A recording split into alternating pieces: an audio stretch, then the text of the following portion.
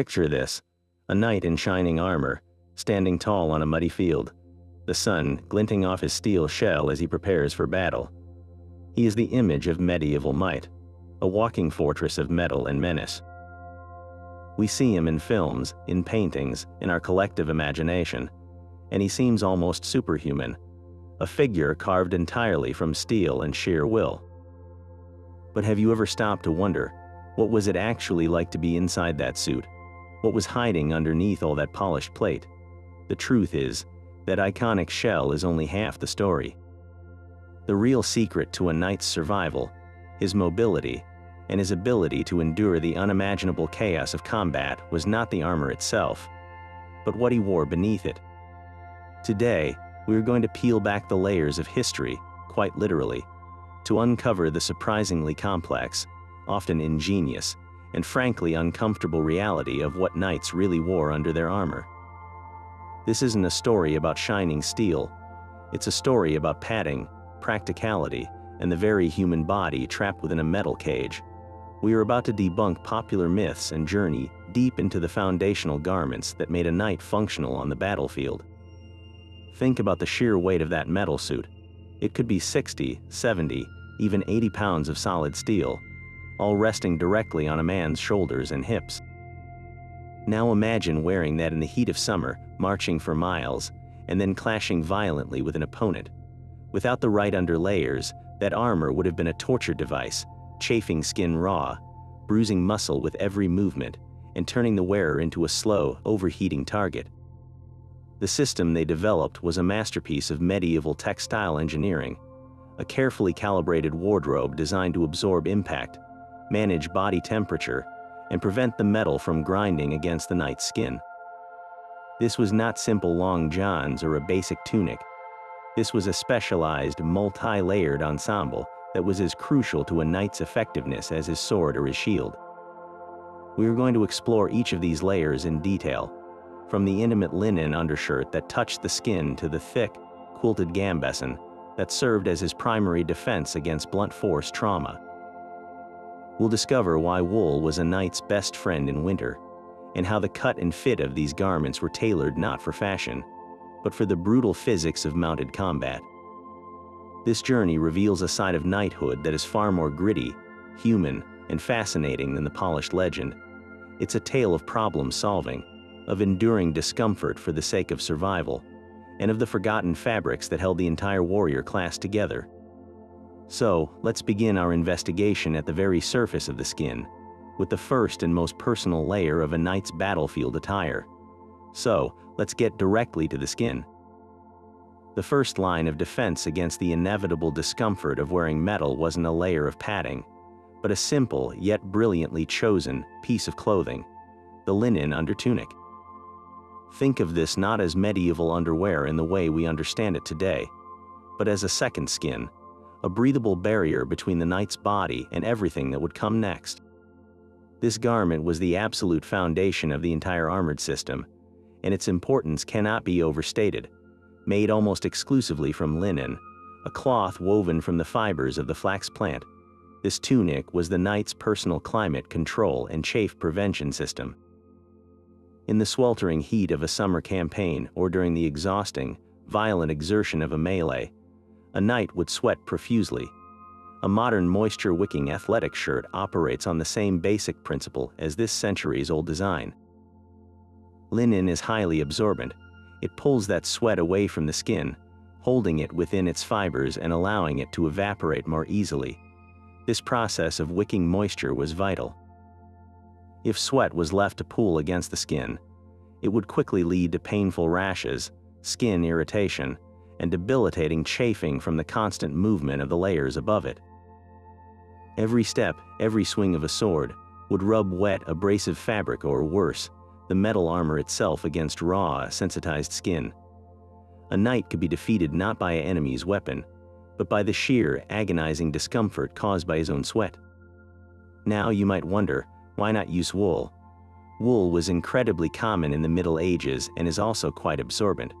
The crucial difference lies in the texture and behavior when wet. Linen fibers are smooth and strong, becoming softer with repeated washing, making it gentle against the skin. Wool, while warm, can be itchy and irritating, especially for extended, direct skin contact. When wool gets thoroughly wet with sweat, it can feel heavy, clammy, and lose some of its insulating properties.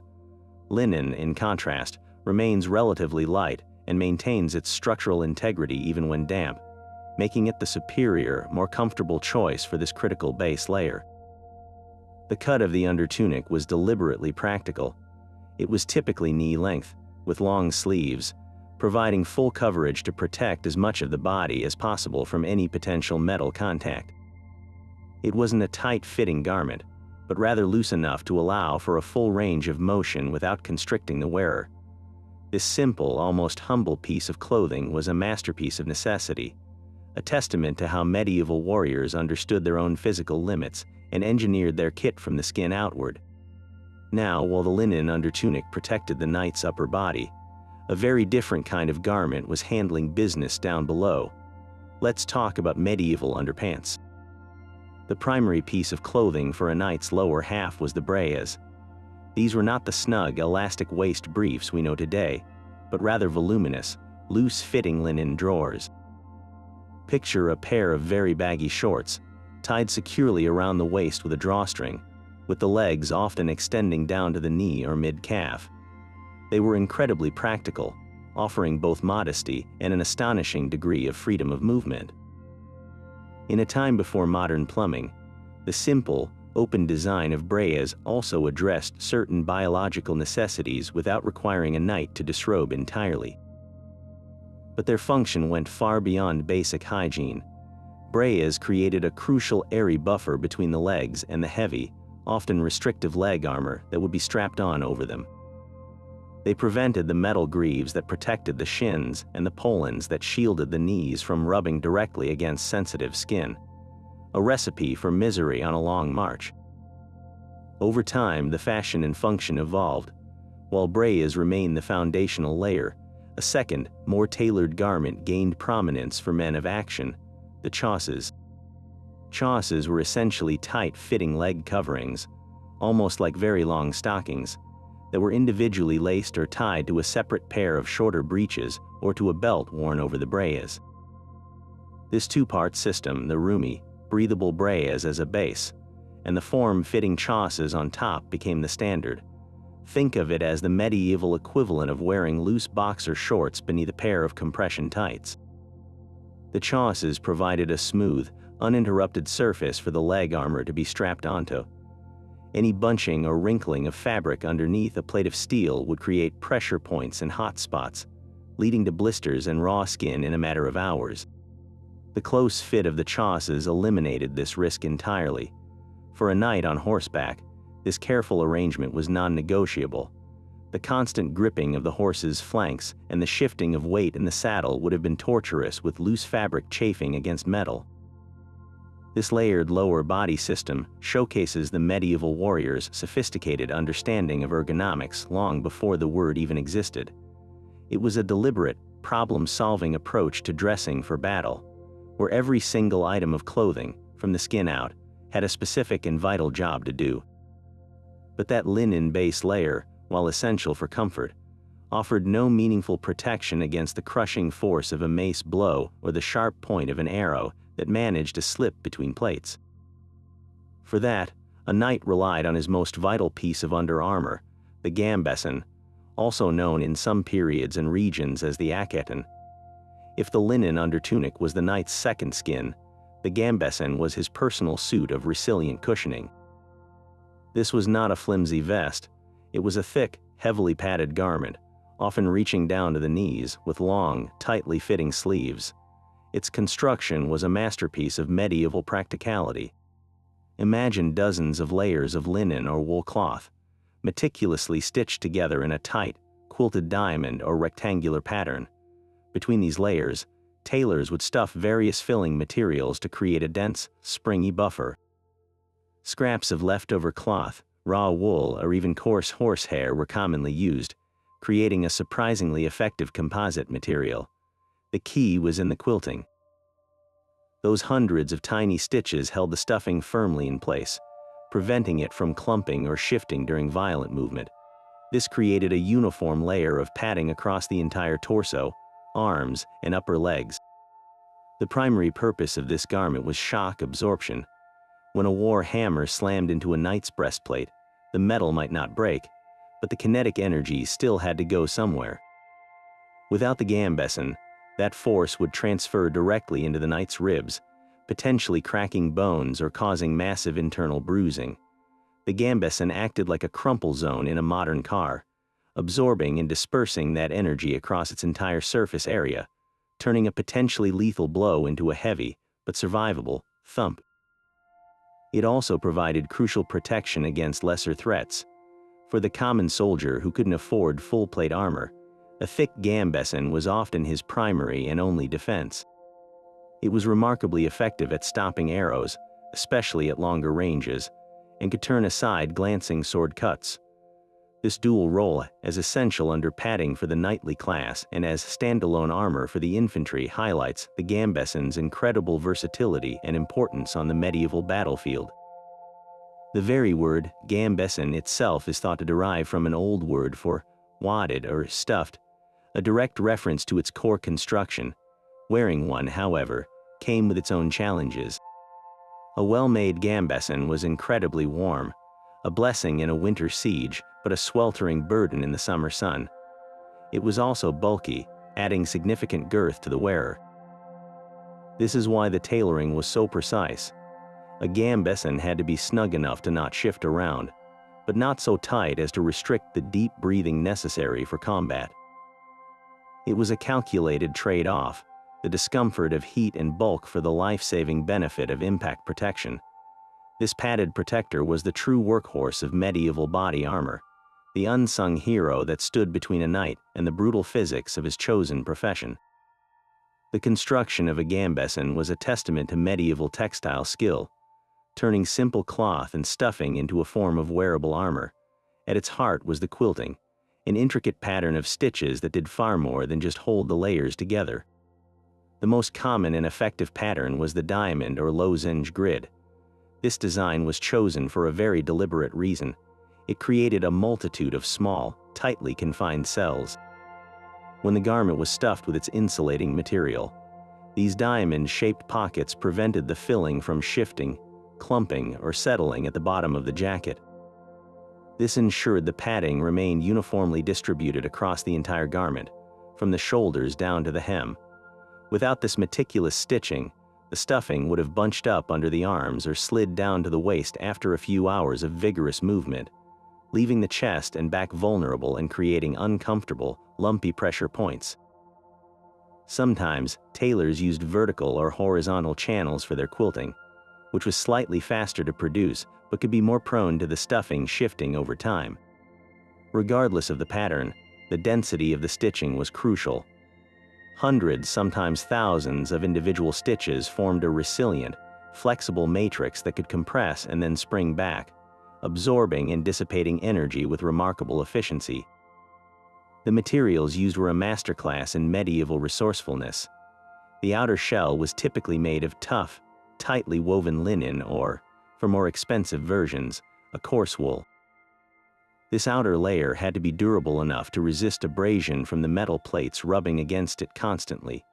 Inside, the stuffing was whatever was readily available and effective. Tailors used chopped up scraps of cloth left over from other projects, raw wool, or even coarse, stiff horsehair. This might sound crude, but it created a composite material that was both springy and dense. A gambeson stuffed with wool felt very different from one stuffed with linen scraps. The wool would be more resilient and provide better insulation, while the linen scraps created a stiffer, more rigid padding.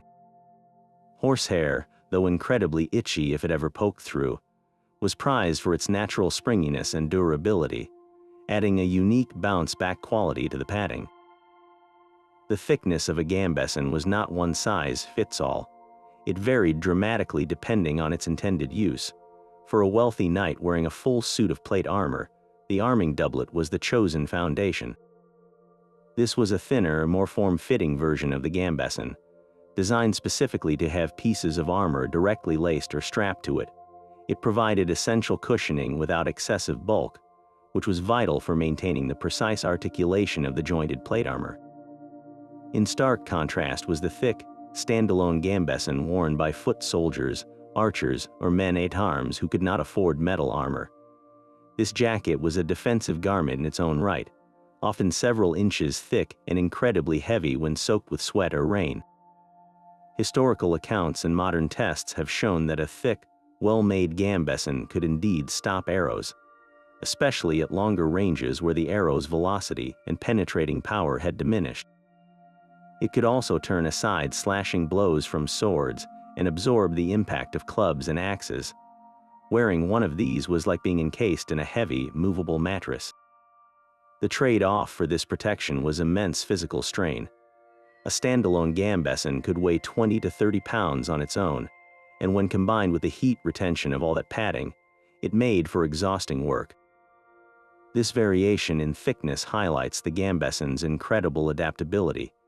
It was not a single item, but a category of armor that could be tailored both literally and figuratively to the specific needs and wealth of the warrior, functioning either as the essential foundation for a knight's tech or as the primary life-saving shield for a common soldier on the front lines. Yet the simple, quilted gambeson, for all its protective bulk, presented a new problem for the knight encased in the most advanced plate armor of the late Middle Ages. How do you securely attach dozens of intricately shaped steel plates to a thick, padded jacket without everything shifting, sagging, or swinging loosely with every step? The solution was a revolutionary piece of tailoring that transformed a knight's kit from merely wearing armor to being integrated with it: the arming doublet. This garment was the high-tech successor to the basic gambeson, a specialized underlayer engineered for one specific purpose: to serve as the stable foundation for a full harness of plate. While it still provided essential padding, its primary role was as an anchor system. The arming doublet was tailored to fit the knight's body as snugly as a modern athletic shirt. This close fit was crucial. Any looseness would be magnified by the weight of the steel attached to it, leading to a disastrous loss of control and stability.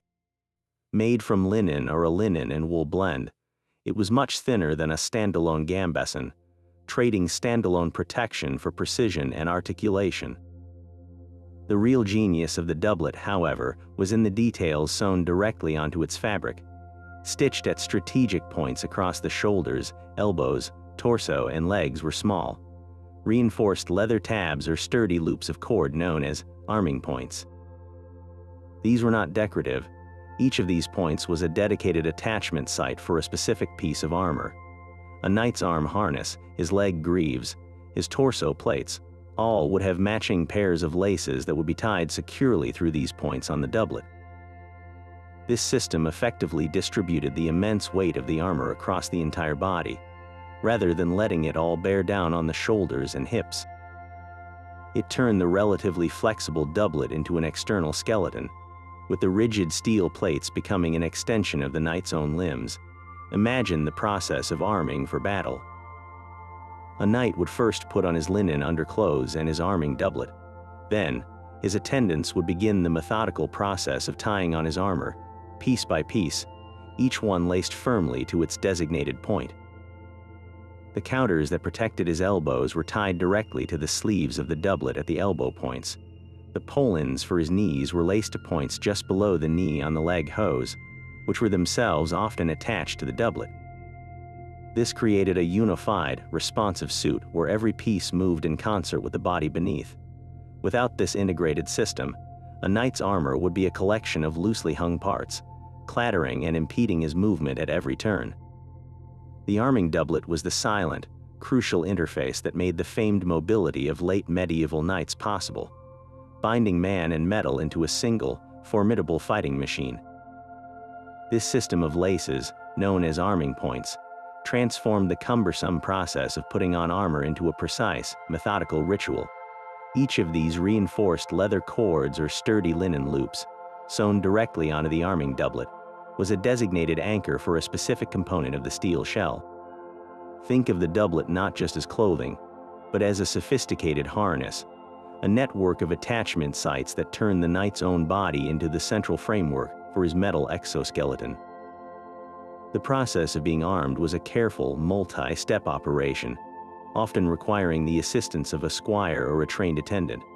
It began with the knight putting on his soft undergarments and then the arming doublet itself, ensuring it was snug and properly positioned. Then the real work began. The pieces of plate armor weren't just buckled on randomly.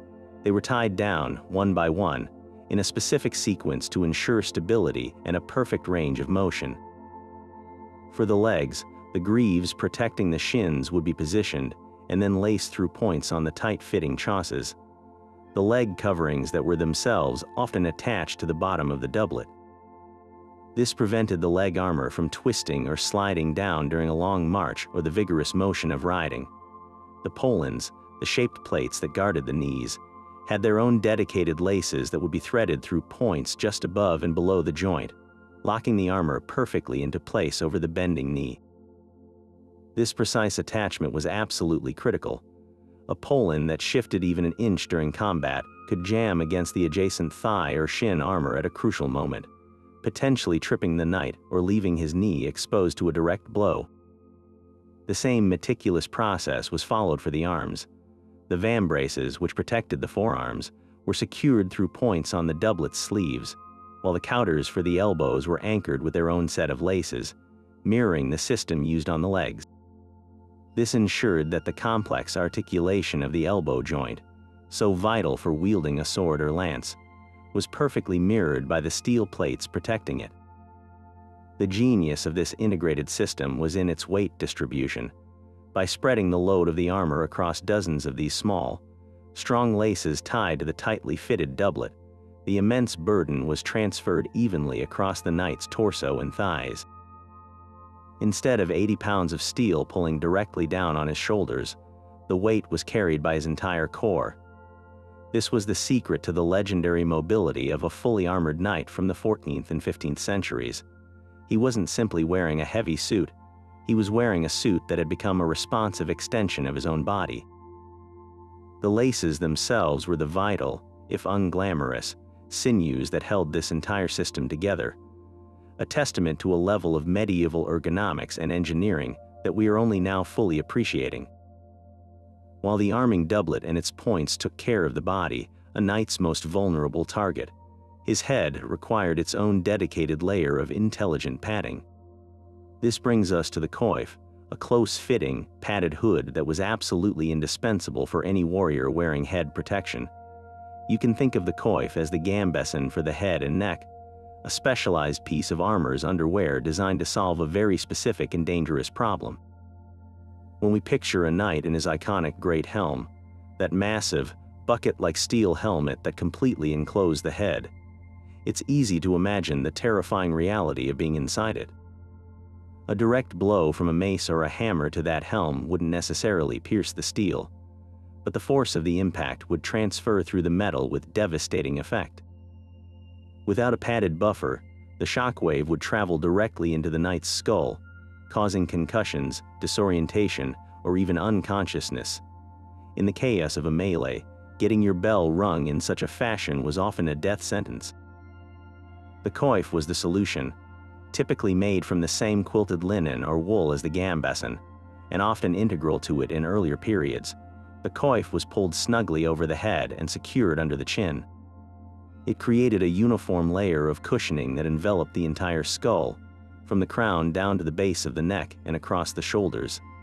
This padding served as a shock absorber, dissipating the energy of a blow across a wider area and giving the knight's head a critical margin of safety. It was the difference between a staggering, stunning hit and a manageable, loud thump that he could fight through.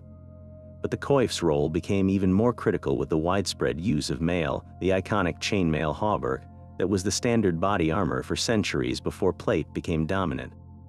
A mail shirt included a hood, called a mail coif, which was made of thousands of interlocking steel rings. While excellent against slashing cuts, mail was terrible at absorbing blunt force. Worse still, the rings themselves were hard and could be driven into the skin and skull by a heavy impact.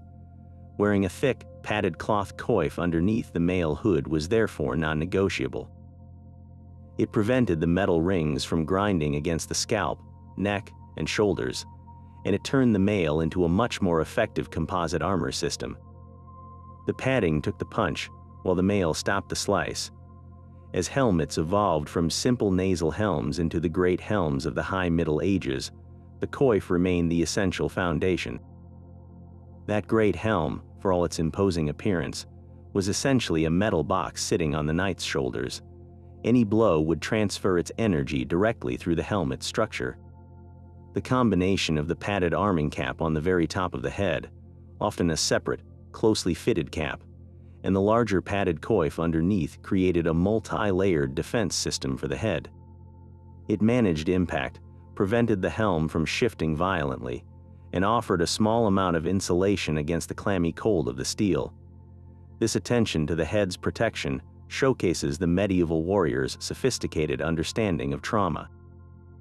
They may not have had the medical term for a concussion, but they knew full well what a blow to the head could do, and they engineered their kit accordingly, ensuring that the most important part of the knight was as well cushioned and protected as the rest of him.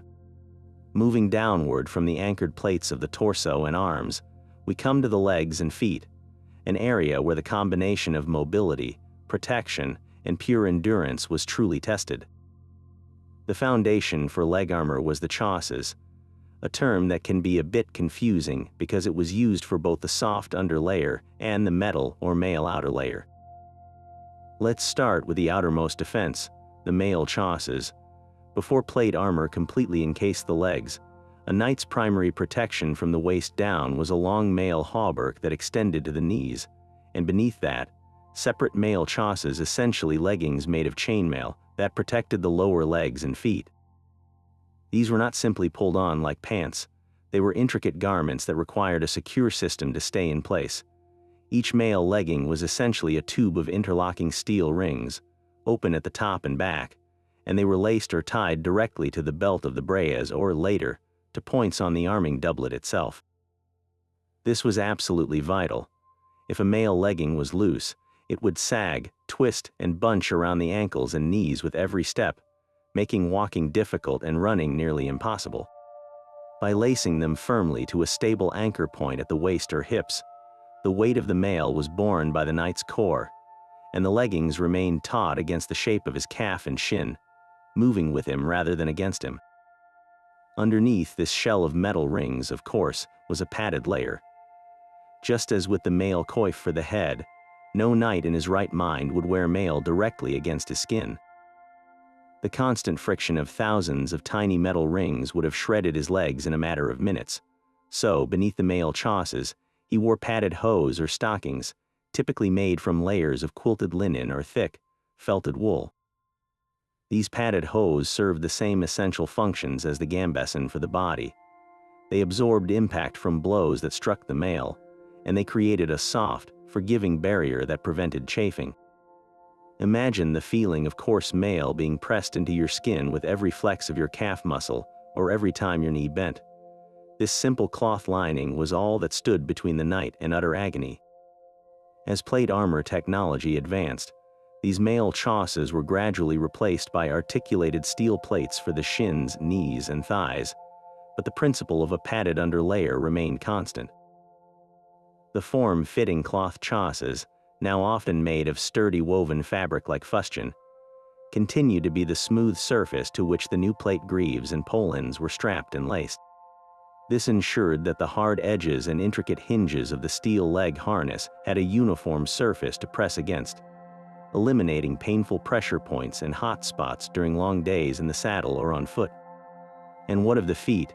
They faced perhaps the harshest conditions of all, constantly bearing the knight's full weight plus the burden of his armor, trudging through mud, filth, and rough terrain. The final piece of a knight's armored ensemble was the sabbaton, the beautiful, often articulated steel shoe that protected the top of the foot. But what did he wear on his actual foot, inside that metal shell? He certainly wasn't wearing his everyday leather-turned shoes, which would have been worn down quickly by the constant rubbing and pressure of the sabbaton's interior. Instead, a knight wore specialized arming shoes. These were distinct from regular medieval footwear in several key ways. First, they were soled with particularly tough, durable leather to resist abrasion. More importantly, they were designed to be sleek and smooth, with minimal seams or raised stitching on the upper part of the foot. Any prominent seam inside a sabaton would become a focus of intense pressure, creating a blister in a shockingly short amount of time. The goal was a perfectly smooth interior surface for the metal sabaton to glide over.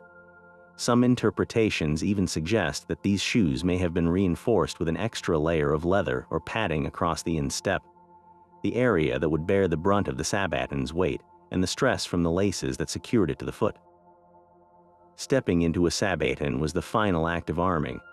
The sabaton itself was a masterpiece of smithing, often consisting of overlapping steel lames that were riveted together with internal leather straps, allowing the foot to bend naturally at the toe as the knight walked. He would slide his arming shod foot into this metal contraption, and then the sabaton would be secured, often by a strap running under the foot's arch or by a lace that tied around the ankle, connecting it to the greave protecting the shin. This entire system, from the tough soled arming shoe, to the smooth fabric hose, to the articulated steel plates, was a symphony of interconnected layers. Each one solved a specific problem of comfort, durability, or protection, working in concert to allow a knight to stand, walk, and fight effectively, ensuring that his foundation was as secure and well-engineered as the rest of his formidable appearance. Now we arrive at one of the most iconic symbols of the medieval warrior, the hauberk. This long shirt of chainmail was the workhorse of European armor for centuries, a garment of immense versatility and equally immense burden. Picture a tunic made entirely of metal, constructed from tens of thousands of individually riveted iron rings, each one linked to 4 or 6 of its neighbors in a complex, shimmering web. A full-length hauberk could weigh 30 pounds or more, and when you add that to the weight of a gambeson and a helmet, you begin to understand the sheer physicality required of a knight. This was not a single, rigid shell like plate armor.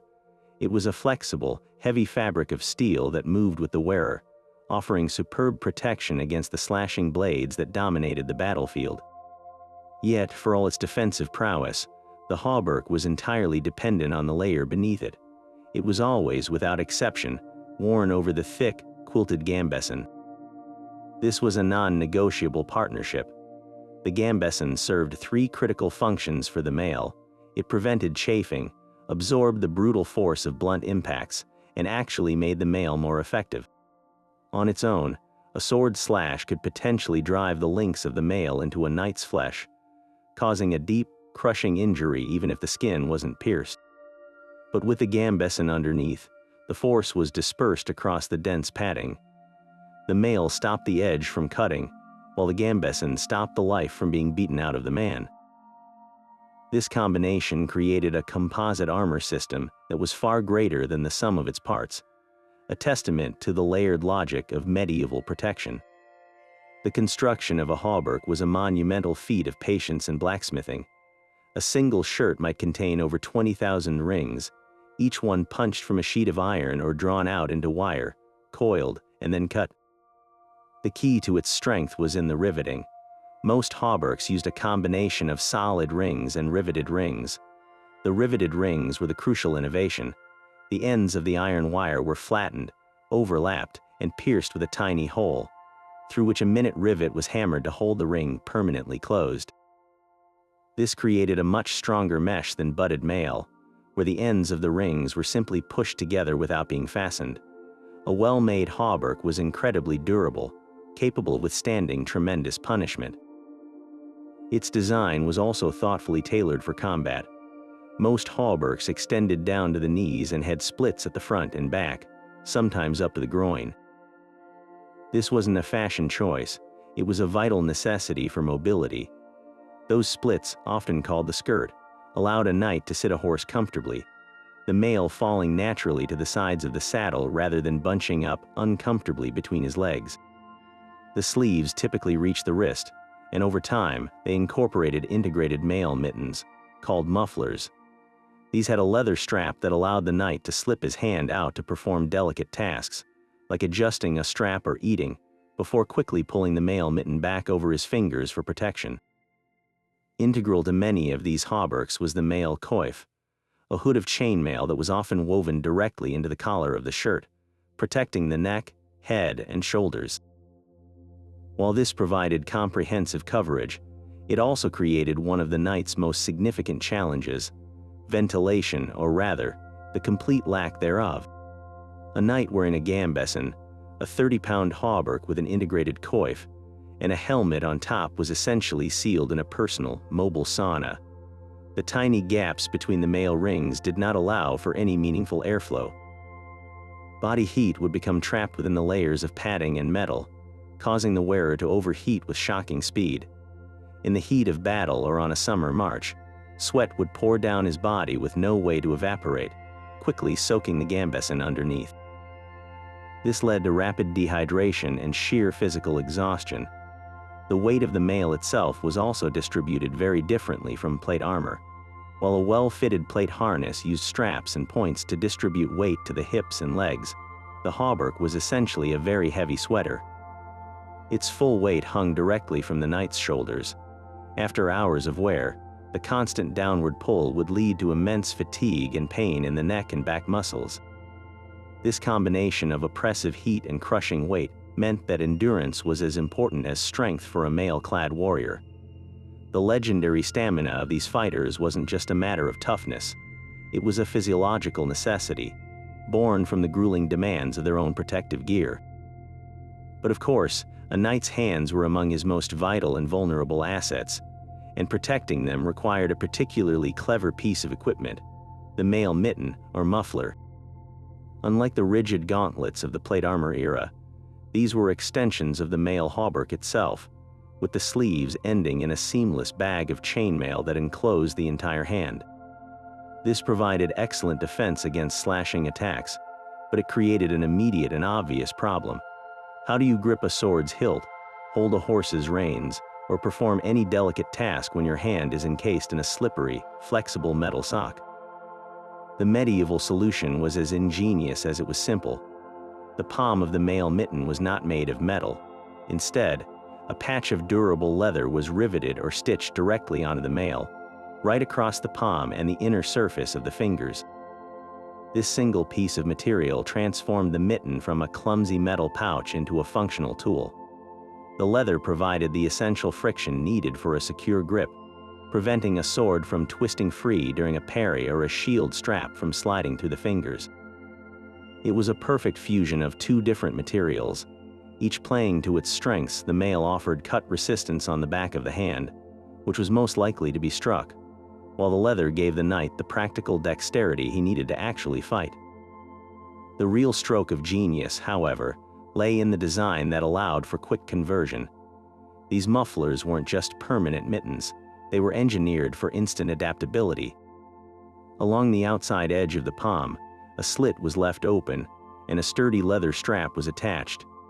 In its default position, the knight's hand was safely enclosed within the protective metal shell. But when he needed to use his bare fingers to check a wound, adjust a stubborn buckle, or even just to eat and drink, he could perform a simple, practiced maneuver. He would slip his thumb out of its separate mail compartment, then slide his entire hand out through that side slit, letting the mail mitten dangle from his wrist by its leather strap.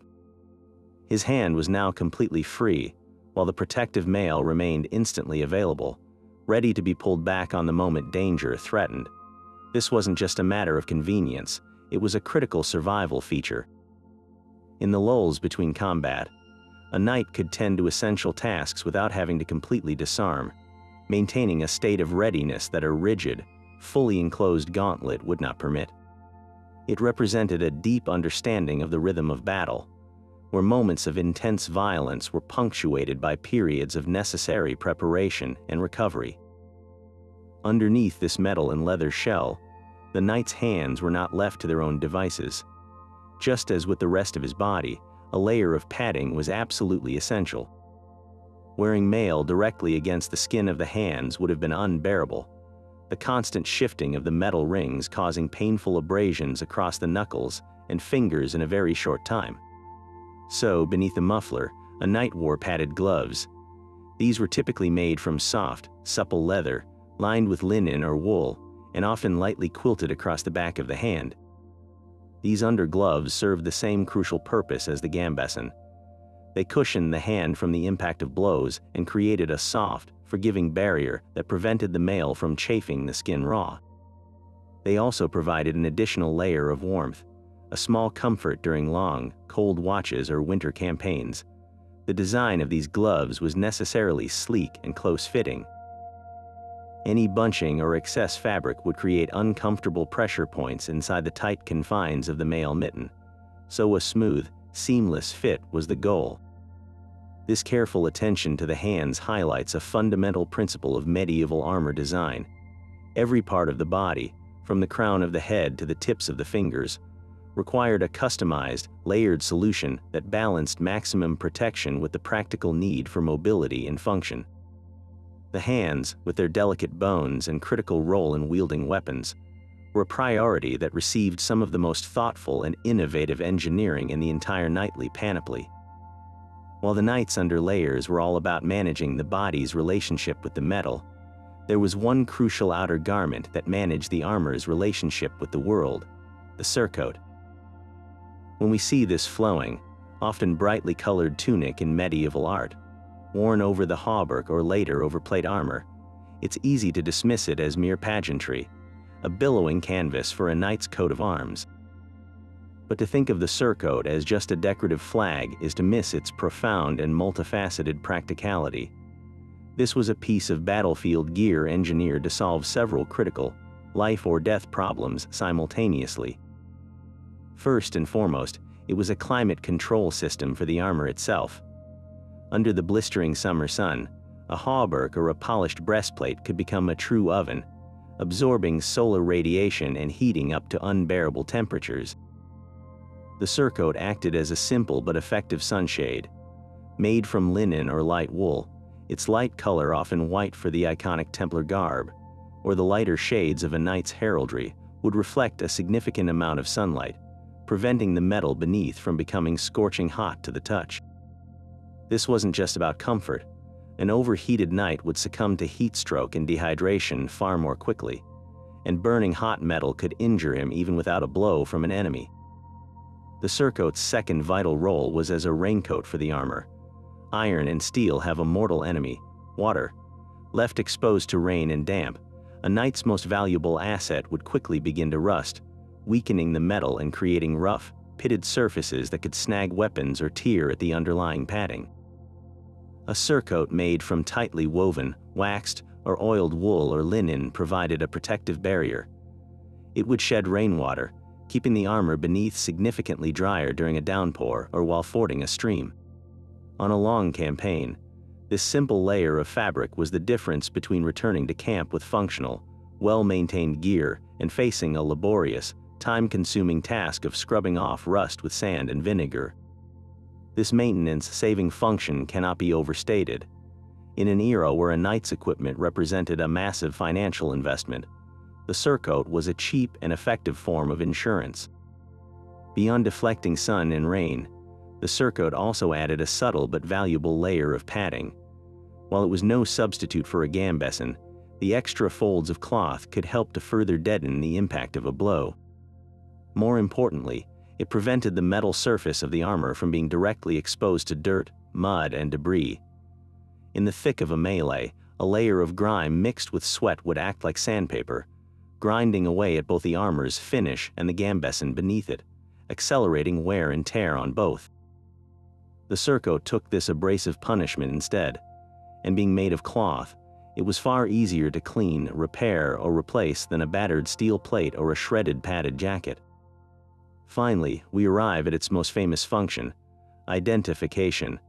On a chaotic battlefield where combatants from both sides were increasingly encased in near-identical, full-face helmets and comprehensive plate armor, telling friend from foe became incredibly difficult. The surcoat, emblazoned with a unique and colorful coat of arms, transformed an anonymous metal shell into a recognizable individual. This was not vanity. It was a critical command and control tool. A commander could spot his key knights across the field, rally men to a specific banner, and coordinate movements. For the common soldier, seeing the familiar heraldic device of their lord charging into the fray was a powerful morale booster. The surcoat was, therefore, the ultimate multi-purpose garment. It was a sunshade, a raincoat, a protective dust cover, and a military identification tag, all woven into a single piece of cloth. It proves that every single element of a knight's kit, even the seemingly decorative ones, was born from a harsh and uncompromising logic of survival. To truly appreciate the sophistication of what knights wore under their armor, we need to see how this system evolved over centuries. The layers weren't static. They transformed dramatically in response to the armor itself, creating two distinct experiences on the battlefield. Let's place a typical 11th century Norman knight side by side with a 15th century Gothic knight. The contrast is staggering, and it all starts with their foundational layers. Our Norman knight, perhaps riding at the Battle of Hastings in 1066, relied on a single dominant outer layer, the hauberk, a long shirt of chainmail that might stretch to his knees. His underlayer system, while effective, was comparatively simple and robust. His first skin was a linen undertunic, managing moisture just as we've discussed. Over this, he wore a thick, standalone gambeson. This padded jacket was his primary cushion against the mail and his main defense against blunt force. It was likely quite bulky, several inches thick, and because the mail hauberk distributed its weight directly onto his shoulders, this gambeson had to be substantial enough to handle that constant, crushing pressure. You could think of this early knight as wearing a heavy, padded winter coat with a vastly heavier metal sweater on top. His legs were protected by mail chausses laced over padded hose, and his head was safeguarded by a padded coif beneath his nasal helm and mail hood. The entire system was defined by its reliance on thick, all-purpose padding to manage the shortcomings of the flexible but heavy mail. Ventilation was a desperate struggle, and the uniform weight hanging from the shoulders led to immense fatigue. This was protection built around the concept of layered fabric, with metal serving as the outer shell. Now, step forward 400 years to the era of the Gothic knight, a warrior encased in the iconic, fluted plate armor of the 15th century. His experience was fundamentally different because his underlayer system was a masterpiece of specialization. The bulky, one-size, fits-all gambeson was replaced by a sleek, tailored arming doublet. This garment was not meant to be standalone armor. Its purpose was to be an interface, a platform. Its thinner padding provided essential cushioning, but its true genius was the network of arming points stitched directly onto it. Each piece of his intricately articulated plate armor, from the rebraces on his upper arms to the polans on his knees, was individually laced to this foundation. The weight of his steel suit was no longer borne just by his shoulders. It was intelligently distributed across his hips, torso, and thighs through this web of laces. This shifted the knight's center of gravity and made the immense weight far more manageable, allowing for the famous mobility and agility associated with late medieval knights. His padding was no longer a general buffer, but a targeted system of attachment. This evolution was driven entirely by the advancement in the armor itself.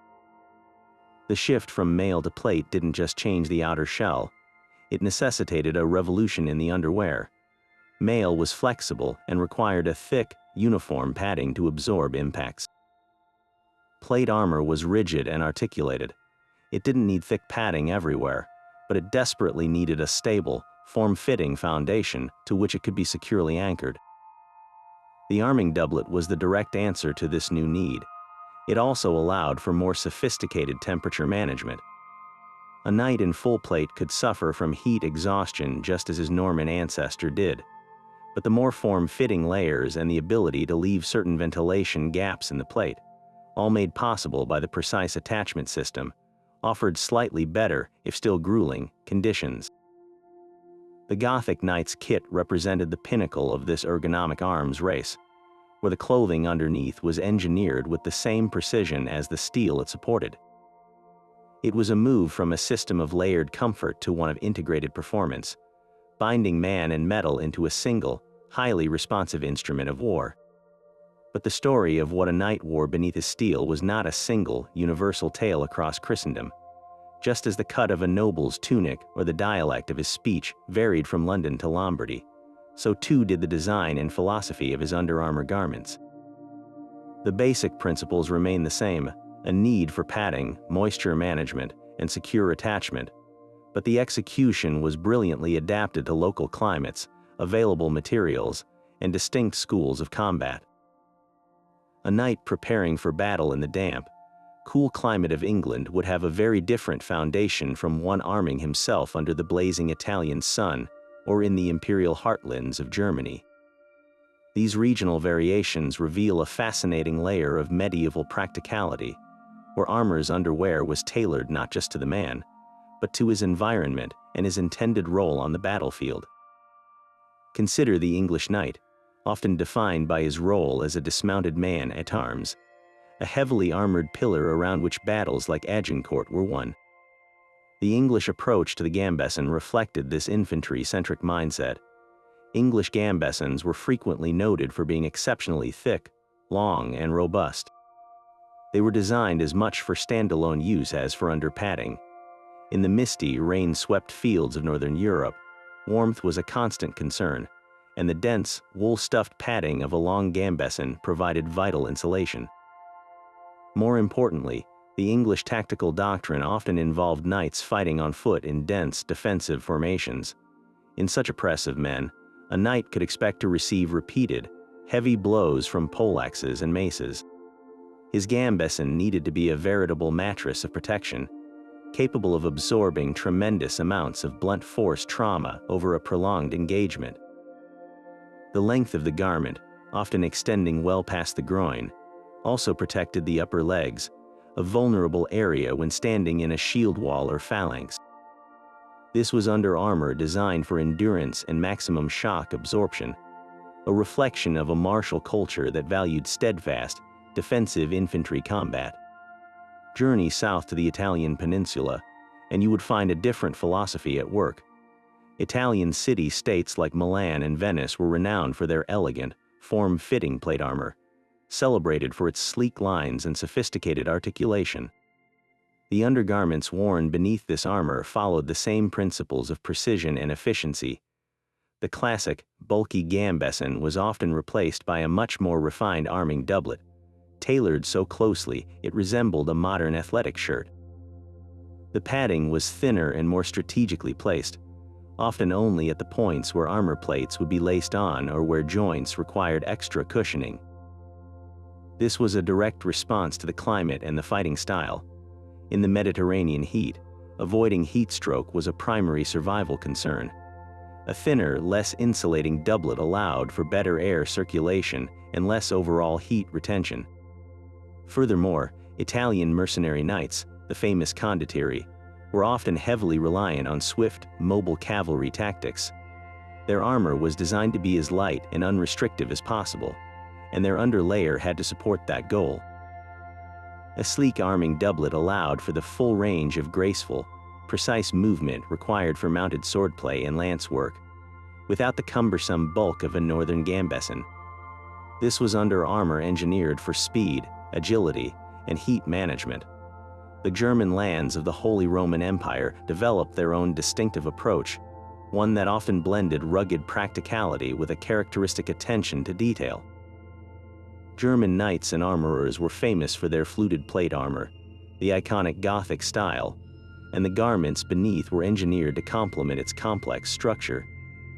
German arming garments were often noted for their robust construction and the use of durable materials like fustian, a stout cloth blend of linen and cotton. The padding was typically very functional and evenly distributed, avoiding the extreme bulk of the English style, but often being more substantial than the Italian equivalent. This speaks to a fighting style that valued both resilience and mobility, the ability to deliver powerful, decisive blows on foot or from horseback. German armor frequently featured integrated mail sections at the groin and armpits, known as gussets, and the arming doublet was tailored to accommodate these, often with specially reinforced points for attaching the mail. There was also a notable focus on the integration of the leg harness. German-style leg armor was incredibly complex, and the hose or chausses worn underneath were often meticulously tailored and laced to the doublet with a greater number of points, ensuring that the weight of the leg plates was perfectly balanced and transferred to the hips. This meticulous, almost over-engineered approach to the foundation garments mirrors the technical prowess evident in the fluted steel shells they supported, creating a system where every layer was optimized for maximum performance in the brutal melee combat of the Central European battlefields. All this sophisticated layering brings us to a very human and often ignored question, one that strikes at the heart of the medieval experience. What about the itching? We've talked about padding and protection, but what happened when an unavoidable, maddening itch erupted deep beneath 60 pounds of steel and quilted linen? The reality is that knights, for all their martial glory, were not immune to the petty tyrannies of the human body. Scratching a simple itch while in full harness was a logistical nightmare. A knight couldn't simply reach under his breastplate and have a quick scratch. The process was far more involved. If the itch was on his torso, buried beneath a gambeson and arming doublet, he was largely out of luck until he could find a moment of relative safety to partly disassemble his kit. For an itch on an arm or leg, he might have slightly better odds. If he was wearing plate armor, he could potentially loosen a few strategic laces on a vambrace or greave, just enough to slide a finger beneath the metal to reach the underlying padded layer. A knight in mail might have a bit more flexibility, able to press and rub the mail itself against the spot, using the metal links as a crude, albeit not very satisfying, scratcher. But in the heat of battle or on a long march, these were not real solutions.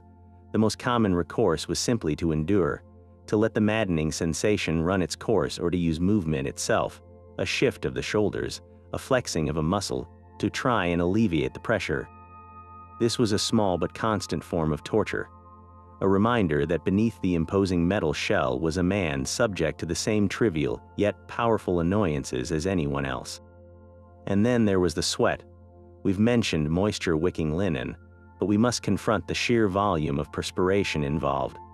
A knight in full gear was a furnace, his body working overtime to power his movements and to cool itself against the insulating properties of his own protection. The sweat didn't just dampen his undertunic, it could thoroughly saturate his gambeson. After a day of campaigning or a few hours of intense combat, that thick, padded jacket could become a waterlogged, heavy sponge. This presented a massive problem for maintenance and hygiene. A gambeson soaked with sweat was a breeding ground for bacteria and mildew. If not properly dried out, a process that could take days in a damp climate, it would quickly develop a pungent, sour stench that no amount of perfumed flowers scattered in a castle chamber could fully mask. This leads us directly to the critical matter of laundry. The linen undertunic and braies were the frontline soldiers in the war on grime. These garments, being in direct contact with the skin, absorbed the bulk of the sweat and oils. The key advantage of linen here was its washability. Unlike a heavy, multi-layered gambeson that was difficult to clean, these base layers could be, and were regularly laundered. A knight on campaign would have had multiple sets of linen underclothes, and the washing of these items was a routine, essential chore for his squires or servants. They would be scrubbed in water, often with the addition of lye soap made from wood ash and animal fat, and then beaten against rocks or agitated in a stream to loosen the grime. This practice was vital for preventing skin infections and managing the inevitable body odor. The very fact that linen was chosen over wool for this layer is a testament to medieval understanding of hygiene. They knew that a garment that could be frequently and thoroughly cleaned was necessary for the health and comfort of the man wearing it. Even with these efforts, the medieval world was a world of vermin. Lice and fleas were universal companions, plaguing peasant and prince, common soldier and noble knight with democratic impartiality. No amount of linen washing could completely eradicate these pests. They would take up residence in the seams of clothing, in the dense stuffing of gambesons, and in the hair of the body itself. A knight, for all his status, was not exempt. The very nature of his padded undergarments provided a perfect habitat for fleas, warm, dark, and full of nooks and crannies. Delousing was a regular and intimate part of medieval life. There are accounts and illustrations from the period showing people, including those of high status, engaged in lousing one another, carefully searching through hair and clothing to pick out the insects. Herbal sachets containing things like lavender, mint, or rue might be tucked into clothing or chests in an attempt to repel the bugs, but these were only marginally effective.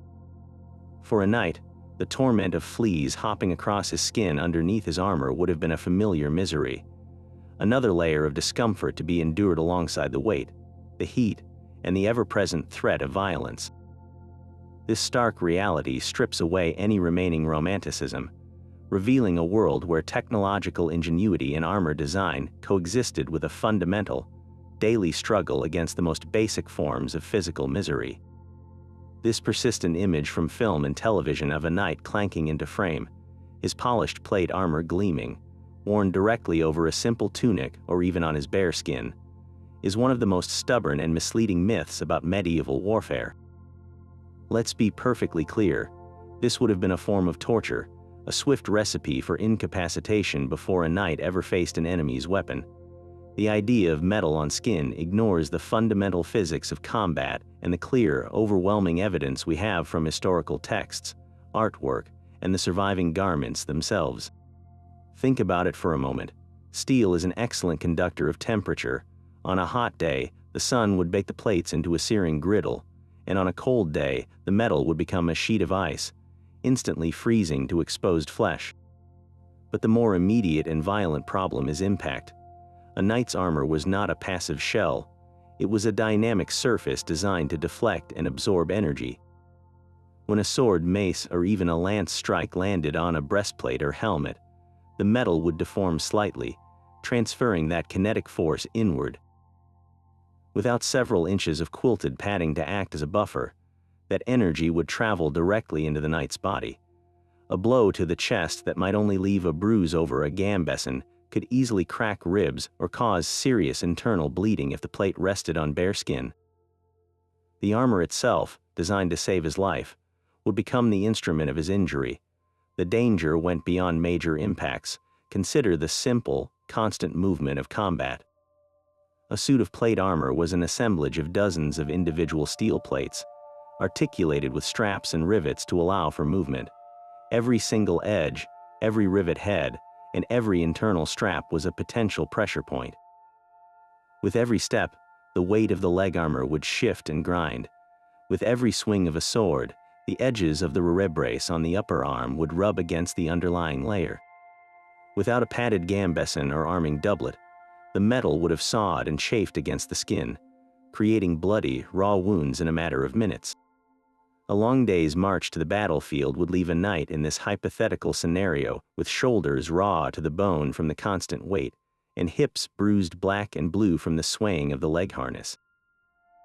This isn't speculative, it's basic ergonomics. Modern soldiers, hikers, and even athletes understand the critical importance of proper padding and moisture-wicking layers to prevent debilitating blisters and sores. For a medieval knight, whose life depended on his ability to move and fight effectively, such neglect of his foundational layers would be unthinkable, the mark of an utter fool, not a professional warrior. The historical record leaves no room for doubt. Illuminated manuscripts, funeral brasses, and detailed tapestries from the height of the plate armor era consistently show knights being dressed in distinct layers. We see them first in their linen underclothes, then donning the padded gambeson or arming doublet, and only finally having the plate armor secured on top. Written inventories from noble households meticulously list these items separately, accounting for the aketons and gambesons as essential and valuable pieces of military kit, distinct from the harness of plate itself. Perhaps the most compelling practical evidence comes from the armor that has survived. If plate was routinely worn on skin, we would expect to see the inside surfaces polished smooth from constant contact with cloth and body oils. Instead, the interiors of surviving armor pieces often show the rough, blackened finish from the forge, sometimes even with sharp edges from the shaping process. This clearly indicates that the metal was never intended for direct skin contact. The rough interior was meant to bite into and grip the padded undergarment, preventing it from shifting during combat. The very design of the armor proves the existence and necessity of the layers beneath. The myth of the bare-skinned knight is a modern cinematic invention, a simplification for visual drama that completely disregards the sophisticated, life-preserving system that every man at arms understood from the moment he began his training. The process of transforming a man into a walking fortress was a slow, deliberate, and deeply personal ritual, a carefully choreographed dance between a knight and his squire that could take the better part of an hour. This wasn't a frantic scramble before a battle. It was a methodical ceremony of preparation, where every lace, strap, and buckle had to be perfectly positioned. The knight would begin in his private chambers or tent, standing on a cloth or a bench to keep his feet clean, wearing only his linen braies and undertunic.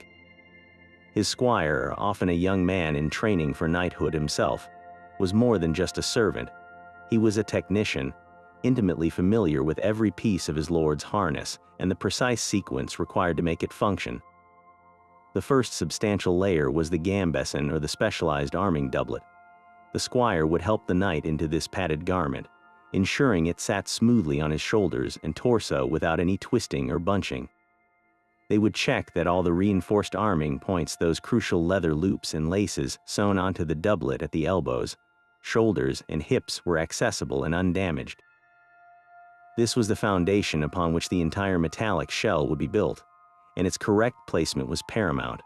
With the padded layer secure, the squire would then move to the legs, helping the knight into his padded hose or chausses. These were not simply pulled on like socks. They were carefully fitted and then laced to the bottom of the arming doublet at specific points, ensuring they remained taut and would not sag under the weight of the steel greaves to come.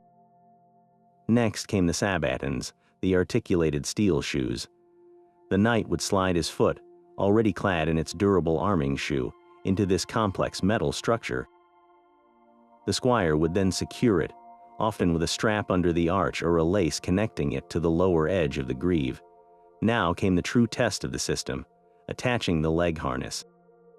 The squire would kneel, taking the first greave, the plate protecting the shin, and position it perfectly against the front of the knight's leg. He would then pull the laces extending from the greave's internal leathers through the corresponding points on the padded hose, tying them off with a firm, secure knot.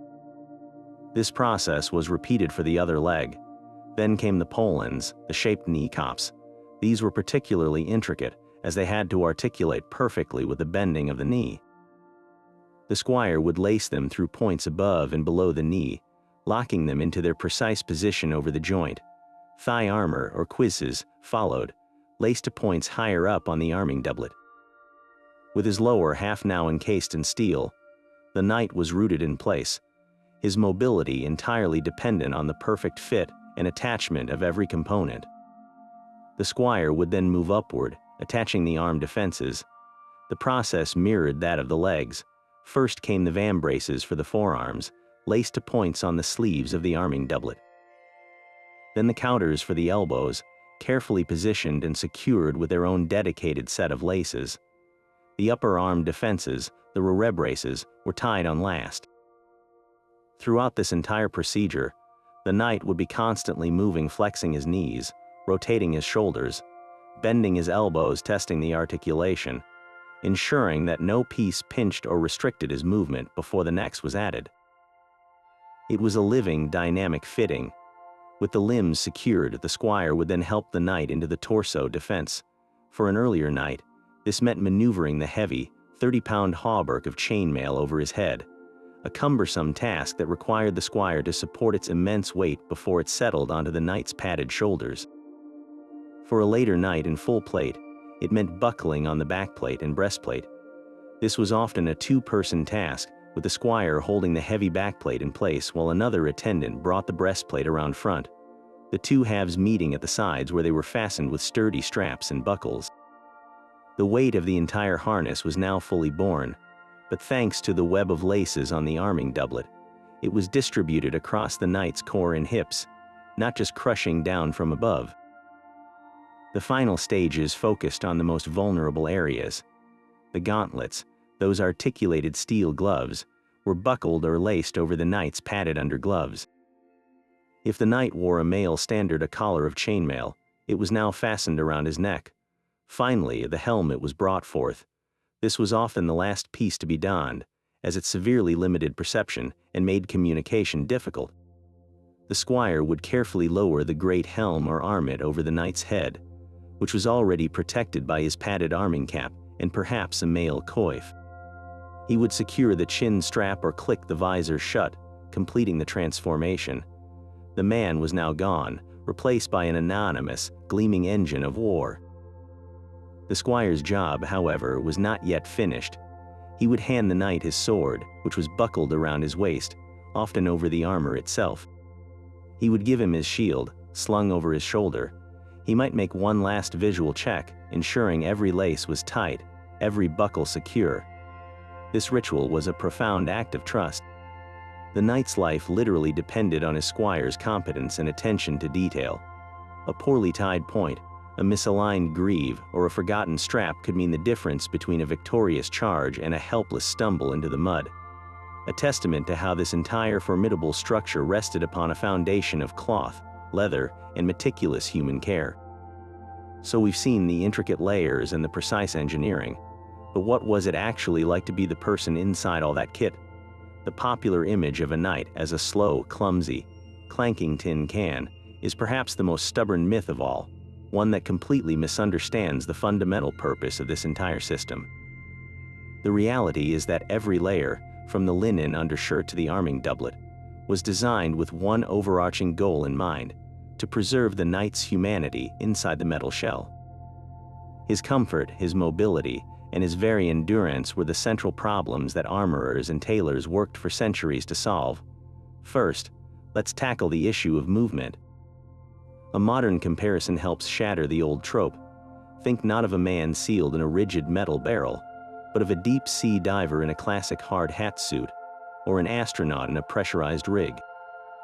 Their suits are heavy, complex, and undeniably bulky, but they are engineered with articulated joints that allow for a remarkable, if deliberate, range of motion.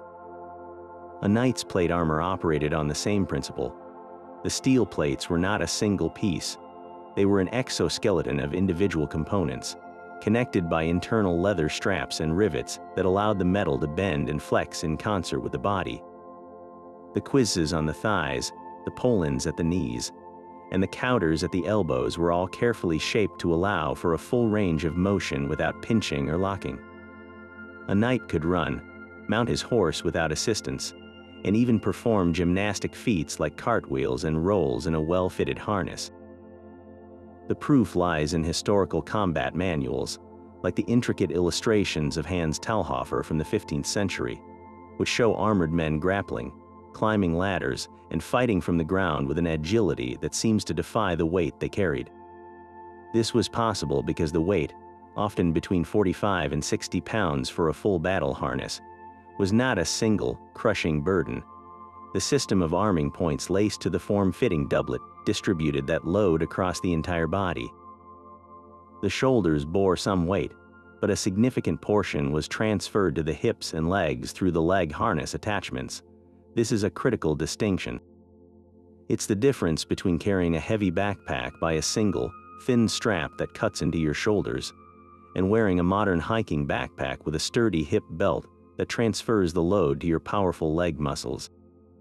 The knight's armor, when properly fitted, functioned like that hiking backpack, becoming an integrated part of his body's structure rather than an external load he was forced to carry. Yet, even with perfect mobility, the body itself had to cope with the furnace-like environment inside the layers. Temperature regulation was a constant, brutal struggle. A knight in full gear was a living engine generating immense heat from physical exertion, and that heat was trapped by the insulating properties of his gambeson and the metal shell. The polished steel of his breastplate might reflect sunlight, but it also acted as a conductor, absorbing ambient heat and radiating it inward. The result was a personal, mobile sauna. Historical accounts describe knights literally steaming when their helmets were removed after a battle, their bodies pouring with sweat. This is where the base layers proved their worth beyond mere comfort. The linen undertunic, by wicking sweat away from the skin, was the first line of defense against debilitating heat rash and chafing. But the real physiological challenge was dehydration and heat exhaustion. A knight could lose several pounds of water weight through sweat in just a few hours of campaigning. There are stories from battles like Agincourt, fought on a warm October day, where heavily armored French men at arms, many of whom had to wade through muddy terrain, succumbed to heatstroke and exhaustion before ever reaching the English lines. Their armor did not fail them. Their bodies simply could not keep up with the thermal demands of their own protection. This was the ultimate trade-off. The very layers that saved them from swords and arrows also pushed their core body temperature to dangerous levels. Some ingenious solutions emerged. Later armor designs incorporated ventilation holes, called breaths, in the visor and under the armpits. The surcoat, as we discussed, helped reflect the sun's rays. But in the end, a knight's stamina was his most vital asset. His training had to build not just strength and skill at arms, but also the cardiovascular endurance of a modern athlete, capable of performing intense physical labor while effectively being boiled alive inside his own kit. This leads us directly to the human experience of fatigue. The weight, even when well distributed, was unrelenting. Imagine wearing a 60-pound suit while performing any strenuous activity. Every squat, every lunge, every parry required moving that extra mass. Muscle fatigue would set in quickly, and the constant, low-level exertion of simply standing and moving in the harness would drain a knight's energy reserves over the course of a long day. This is why battles were not the endless, chaotic melees often shown in films. They were often short, violent bursts of intense action followed by lulls. A knight might charge, fight fiercely for 10 or 15 minutes, and then withdraw to catch his breath, have a drink of water or wine mixed with vinegar, and let his body recover before re-entering the fray. His squire's role during these respites was crucial, not just to hand him a fresh weapon, but to quickly check the integrity of his armor, tighten any loosened laces, and help him manage his physical state. The psychological toll was just as real. The helmet, while offering protection, created a world of sensory deprivation. Vision was often limited to narrow eye slits, hearing was muffled, and communication was reduced to shouted, echoing commands inside the steel shell. The knight was isolated, reliant on his training and the men around him, fighting in a hot, heavy, and disorienting personal cage. This combination of physical exhaustion and sensory isolation meant that mental fortitude was as important as brute strength. The layers underneath, therefore, were not just about physical comfort. They were about preserving enough of the knight's humanity, his ability to move, to think, and to endure so that he could remain an effective warrior. They were the thin, essential barrier that stood between a functional fighting man and an overheated, exhausted prisoner trapped in his own magnificent, but terribly demanding, suit of steel. But the knight was not the only one on the battlefield who had to be armored for survival. His entire martial existence depended on another living being, his horse, and that animal required its own sophisticated underlayer system. We often picture the mighty destrier, the medieval warhorse, clad in its own gleaming steel chanfron to protect its face and crinnet to shield its neck. But just like its rider, that metal shell could not simply be placed directly onto the animal's skin. The horse, a creature of immense power but also of delicate hide and complex musculature, needed its own version of a gambeson. This was the caparison, or more specifically, the padded barding that lay beneath the decorative cloth coverings or the metal plates. This foundation garment for the horse was absolutely critical, serving the same essential trio of purposes as the knight's under armor, preventing chafing, absorbing impact, and distributing weight. Without it, the very equipment designed to save the horse's life would have crippled it through sheer friction and pressure. The construction of this equine padding mirrored the principles of the human gambeson, but on a much larger and more rugged scale. It was typically a quilted fabric lining, often made from layers of linen or canvas stuffed with wool, horsehair, or even grass, and then stitched into a durable, shock-absorbent blanket. This padded cloth was shaped to fit the horse's body, covering its back, sides, and often its chest. The primary and most immediate threat it countered was chafing. A metal saddle, or even a leather one used for hours on end, would rub the horse's back raw. The weight of an armored knight, which could easily exceed 300 pounds combined, concentrated on the horse's spine and withers, created immense pressure points. The quilted barding acted as a thick, forgiving cushion, spreading that load over a wider area and preventing painful sores and galling that would render a horse unfit for service. Beyond the saddle, any piece of the horse's own armor, the patelral protecting its chest, the flanchards covering its flanks, or the crupper guarding its hindquarters, had to be secured with straps and buckles. Without a padded layer, these straps would dig into the horse's flesh with every movement, sawing at its skin during the trot, canter, and violent maneuvers of combat. The caparison was the indispensable buffer that made the entire armored equine system functional and, crucially, bearable for the animal. This protective layer also served a vital defensive purpose.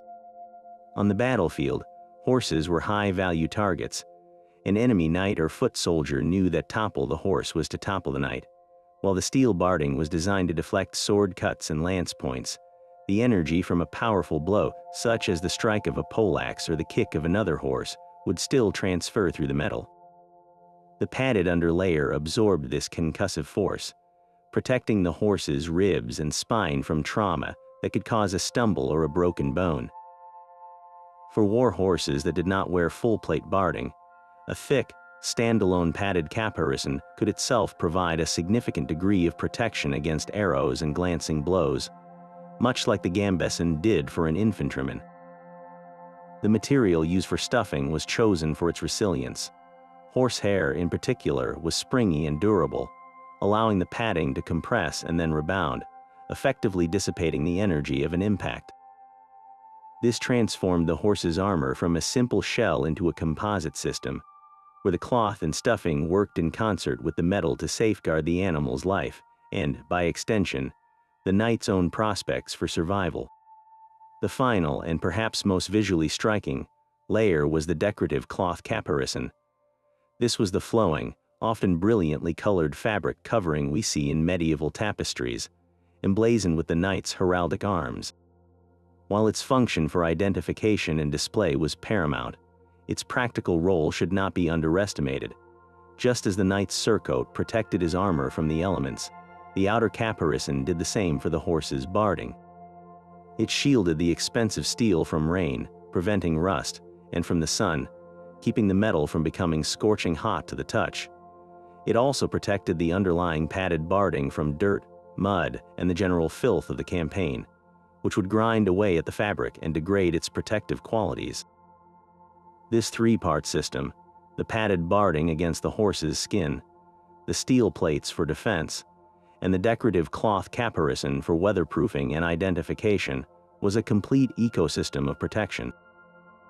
It demonstrated that the medieval understanding of layered defense was a holistic one, applied with just as much care and necessity to the knight's partner in war as it was to the knight himself. The destrier was not merely a transport vehicle. It was a vital piece of military hardware, and its comfort, protection, and endurance were engineered with the same sophisticated, problem-solving mentality that went into every stitch of the knight's own arming doublet. After the dust of battle settled or the mud of a long march had dried, the true, unglamorous work of knighthood began, the relentless and essential maintenance of every single layer of his kit. This was not a task for the squire alone. It was a fundamental part of a warrior's life, a daily battle against grime, moisture, and decay that was as crucial to survival as skill with a sword. The first and most immediate concern was the linen. The undertunic and braies, soaked through with sweat and caked with the dirt of the day, were the front line of hygiene. These base layers were laundered frequently, often daily on campaign. The process was physical and straightforward. They would be taken to a stream or a trough, scrubbed with lye soap made from wood ash and animal fat, and then beaten against rocks or agitated vigorously in the water to loosen the ingrained sweat and soil. After a thorough rinsing, they were wrung out and laid over bushes or on lines to dry in the sun and wind. The choice of linen was deliberate here, not just for its comfort, but for its durability under such harsh cleaning. It could withstand this kind of repeated, abrasive washing far better than wool, which would felt and shrink, becoming stiff and uncomfortable. A knight with multiple sets of clean linen was a knight who could avoid the debilitating skin infections and rashes that could sideline him as effectively as any enemy blade. The gambeson or arming doublet presented a much more complex challenge. You couldn't simply toss this thick, padded garment into a stream. Saturating it would ruin the stuffing and take days, if not weeks, to dry thoroughly, inviting mildew and rot. Instead, the primary maintenance for the gambeson was airing and drying. After use, it would be hung in a well-ventilated space, often near a fire or in the sun, to allow the accumulated body moisture to evaporate. This was a constant necessity. A damp gambeson not only became incredibly heavy, but would also develop a distinct and pungent odor that no amount of perfumed herbs could fully mask. Over time, the stuffing inside, whether wool, cloth, or horsehair, would compact and lose its springy, shock-absorbing resilience. Periodically, the gambeson required restuffing. This was a skilled tailoring task. The seams along the quilted channels would be carefully unpicked, the old matted filling removed, and new loose material packed back in before the garment was meticulously stitched closed again. For a knight, this maintenance of his primary padding was a direct investment in his own safety. A flat, compacted gambeson was little better than wearing a thick sweater under his armor, offering minimal protection against the crushing force of a mace. The metal components demanded the most vigilant and specialized care. Every piece of armor, from the great helm to the sabatons, had to be meticulously cleaned to prevent rust, the eternal enemy of steel. After exposure to rain, sweat, or even just the damp air, a thin film of corrosion would begin to form almost immediately.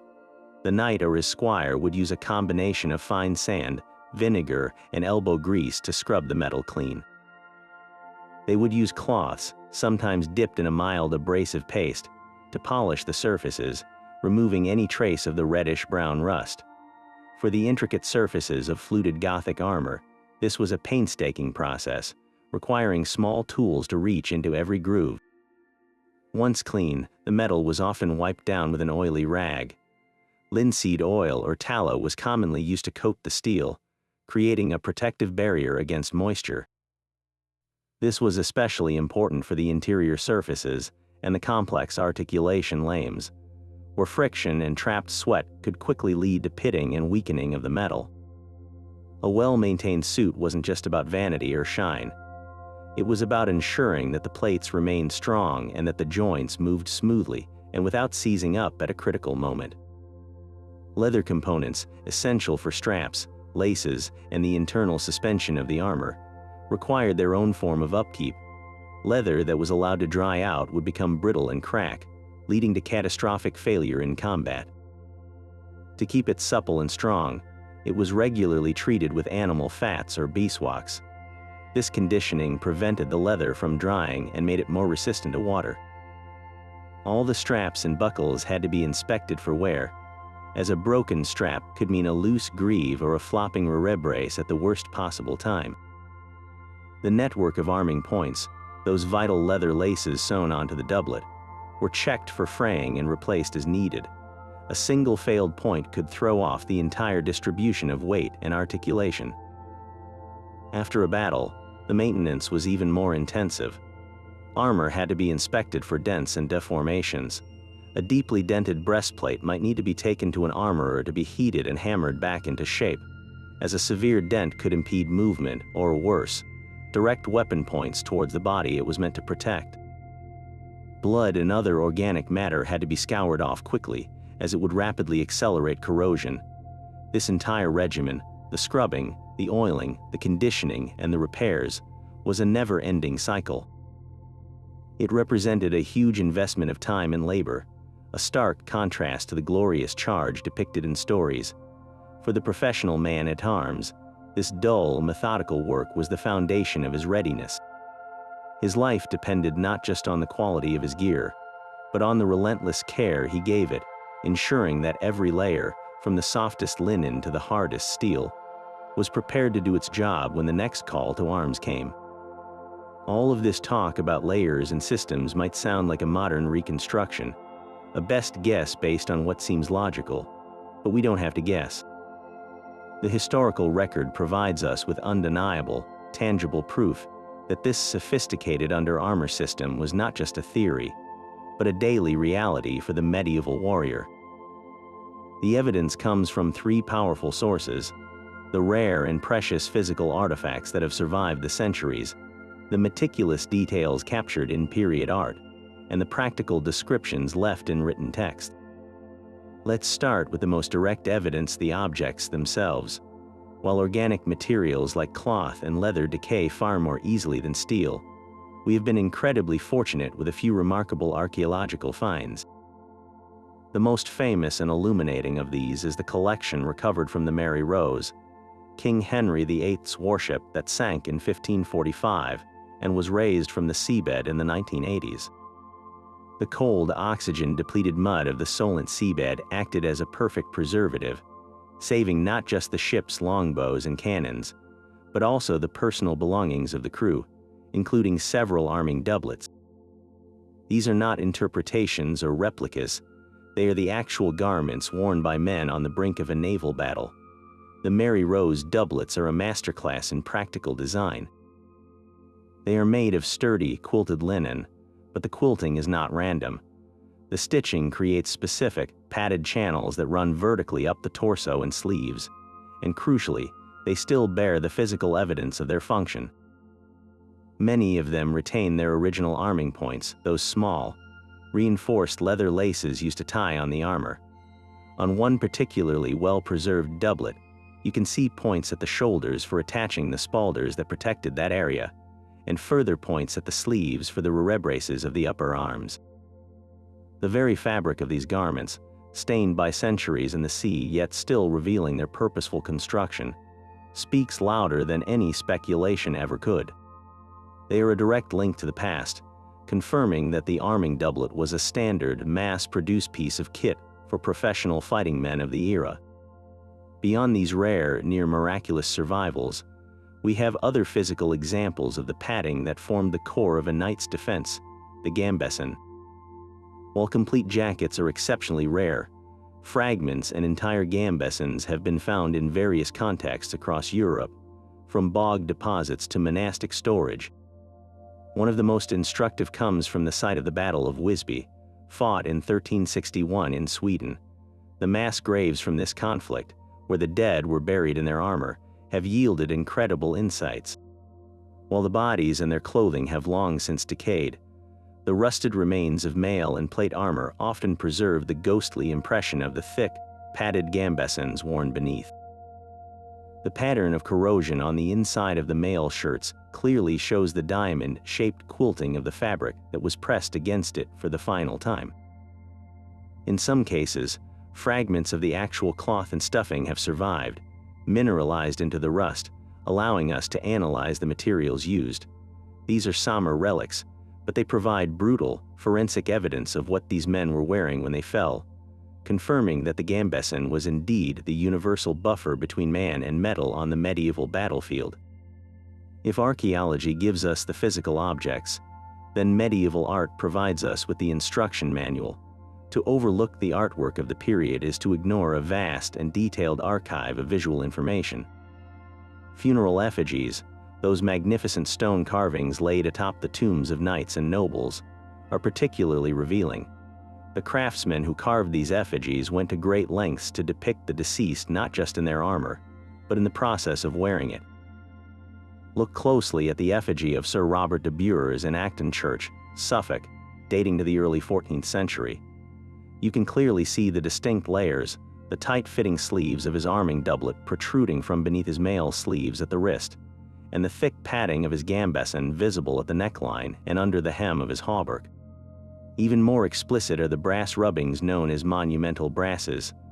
The brass of Sir John de Creek, from around 1325, shows him in full armor, but the artist has meticulously incised the lines of the quilting on his gambeson, which is visible at his throat, elbows, and the skirt of his armor.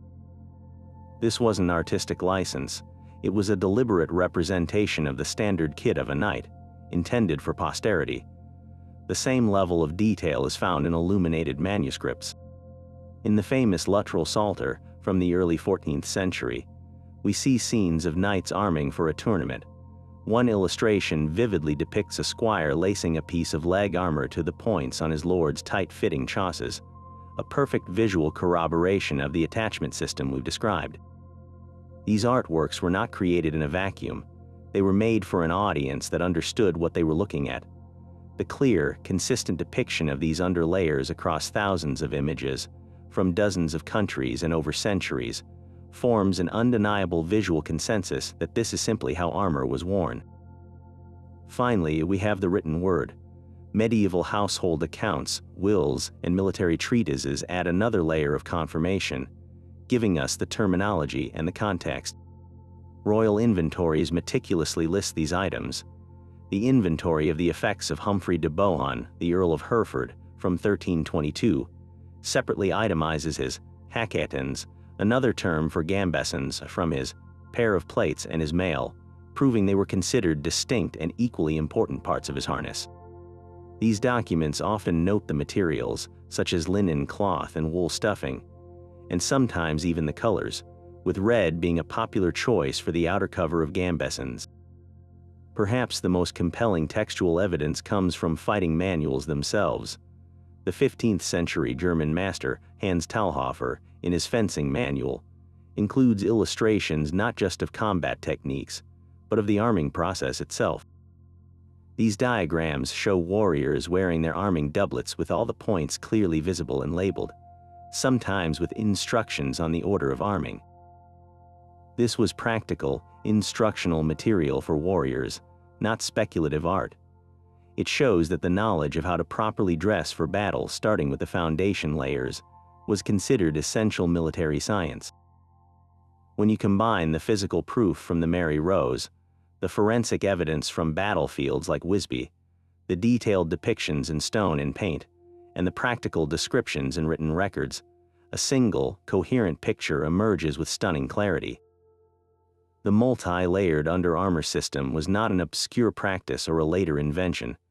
It was the universally acknowledged, meticulously documented, and absolutely essential foundation of medieval warfare, without which the legendary knight in shining armor could not have existed. This carefully engineered system of undergarments was far more than just a functional necessity. It was a subtle but powerful language of social distinction. In the highly stratified world of the Middle Ages, a knight's status was communicated not only by the gleam of his steel, but by the quality of the very cloth that touched his skin. When a knight removed his helmet and plates in camp or in the Great Hall, his appearance did not revert to that of a common soldier. Instead, he revealed another layer of his identity, one woven from threads of wealth and privilege. The linen of his undertunic, the stitching on his gambeson, and the precise cut of his arming doublet were all clear indicators of his place in the feudal hierarchy, silently speaking volumes to anyone who knew how to look. Consider that first layer, the humble linen undertunic. To a modern eye, it might all look like simple cloth, but to a medieval person, the differences were stark and significant. The linen worn by a poor knight or a common man at arms was likely homespun coarse, thick, and uneven, woven from shorter, lower-quality flax fibers. It would be rough against the skin and would wear out relatively quickly with the harsh, frequent washing it required. In contrast, a wealthy baron or a duke would wear linen of a completely different caliber. His would be woven from the finest, longest flax fibers, resulting in a fabric that was incredibly soft, smooth, and lustrous. It might be bleached to a bright white, a color that required significant time, labor, and costly materials like urine or sour milk to achieve, making it a clear luxury. The very whiteness and fineness of a lord's undershirt were a quiet proclamation of his wealth, demonstrating that he could afford not just the best materials, but also the servants and resources necessary to maintain such impeccable cleanliness. When a knight of this stature sat in his tent, his expensive linen tunic visible beneath an unbuttoned tunic, He was making a statement as deliberate as wearing a finely crafted ring. This language of quality extended dramatically to the most vital protective layer, the gambeson. For a foot soldier, a gambeson was a utilitarian object. It was thick, yes, but the quilting might be simple and widely spaced, the outer shell a durable but plain canvas or coarse wool, and the stuffing a practical mix of whatever fibrous scraps were available. Its purpose was pure function, but for a knight of high standing, his gambeson was a piece of bespoke tailoring. The outer layer could be of expensive, tightly woven wool, perhaps even dyed in a rich color like crimson or deep blue using costly dyes like madder or woad. The quilting itself became a canvas for artistry. Instead of simple diamonds or vertical channels, his gambeson might feature intricate, close-set quilting in elaborate patterns, scrolls, heraldic motifs, or even heraldic beasts picked out in the stitching. This served a dual purpose. The denser stitching created a more resilient, shock-absorbent matrix, but it also required exponentially more labor from a skilled tailor, making it a conspicuous display of disposable income. The stuffing might be exclusively clean, carded wool, offering superior resilience and comfort compared to the chopped-up cloth of a common soldier's jacket. In the lists at a tournament, a knight's gambeson was often visible beneath his surcoat or at the joints of his armor, its fine craftsmanship and rich materials broadcasting his prestige to the entire audience before a single lance was ever lowered. The ultimate expression of this sartorial hierarchy, however, was the arming doublet. This was not a garment for the common ranks. It was the specialized interface for the most advanced and expensive plate armor, itself the preserve of the elite. The quality of an arming doublet was a direct reflection of the quality of the armor it supported. A cheaply made doublet would be ill-fitting, with poorly placed arming points that could lead to an awkward, unstable suit of armor. The doublet of a nobleman, however, was a masterpiece of medieval ergonomic tailoring. It was cut to fit his body as perfectly as the steel plates that would be laced to it. The points were not mere loops of cord. They were often made of the finest, most supple leather meticulously hand-stitched onto the doublet at precisely calculated locations to ensure perfect weight distribution and articulation. The fabric itself might be a luxurious blend like fustian, combining the durability of linen with the softness of cotton, a costly import. Such a doublet was the product of a collaboration between the knight, his personal tailor, and his armorer, a level of custom fitting and interdisciplinary craftsmanship that was unimaginable for the average soldier. When a lord was being armed by his squires, the fine construction of his arming doublet was on full display, a clear signal to everyone in the room that they were in the presence of a man who could command the very best of medieval technology and artistry. This visibility of under-armor status played out in the most public of medieval stages, the tournament. During the ceremonial procession before the joust, knights would often ride out in their doublets and hose, saving their helmets and some pieces of plate for the combat itself. This was a deliberate sartorial display. The crowd, from the highest nobles to the commoners, could visually assess a knight's wealth and taste based on the cut, color, and quality of these foundational garments. A knight in a brilliantly colored, exquisitely quilted doublet, with his linen shirt of the purest white visible at the neck and wrists, was presenting a curated image of power and refinement. He was demonstrating that every aspect of his being, from the public face of his polished steel to the private comfort of his skin, was of the highest order. This was a culture that understood the symbolism of layers. The outer shell of armor projected martial power and knightly identity, but the layers beneath affirmed hereditary wealth, social standing, and a commitment to a lifestyle where no detail, no matter how intimate, was beneath consideration. In the end, a knight's undergarments were not hidden secrets. They were an integral part of his social armor, woven into the very fabric of his identity, and designed to be read and understood by his peers in a world where appearance was inextricably linked to power. Now, let's shift our focus from the life or death chaos of the battlefield to the controlled, yet equally brutal, spectacle of the tournament. While the foundational layers of linen, padded gambeson, and arming doublet remained essential, the specific demands of the joust created a fascinating divergence in underarmor technology. A knight preparing for a tournament wasn't just dressing for a fight. He was suiting up for a highly specialized, high-impact sport, and his choice of padding reflected this precise purpose. The key difference lies in the nature of the threat. On a battlefield, a knight had to be prepared for anything: sword slashes, hammer blows, arrows from multiple directions, grappling on the ground, and the unpredictable flow of a melee. His undergarments needed to provide all-around protection and mobility. In the joust, however, the primary danger was singular, predictable, and brutally focused: the shattering impact of a rival knight's lance, delivered at the combined speed of 2 charging warhorses, directly to the left side of his torso. This allowed for a level of specialization that would have been impractical in the chaos of a real war. Armorers and tailors developed specific pieces of gear for this purpose, creating a whole subcategory of protective wear designed to turn a potentially lethal collision into a survivable, and even winnable, sporting event. The most iconic of these specialized items was the pourpoint, a heavily reinforced and often eccentric-looking padded garment. Think of it as the gambeson's bigger, tougher cousin, engineered for a single violent moment. While a standard gambeson offered generalized cushioning, a jousting pourpoint featured dramatically extra padding on the left side of the chest and shoulder. This wasn't just a slightly thicker layer, it was a massive, built-in pillow, sometimes several inches thick, designed to absorb and dissipate the immense kinetic energy of a lance strike. The construction was incredibly robust, using multiple layers of the toughest canvas or leather, stuffed with the most resilient materials available, like densely packed wool or springy horsehair. The quilting pattern was often tighter and more complex on the reinforced side, creating a dense, shock-absorbent matrix that could compress and then rebound, effectively deadening the blow.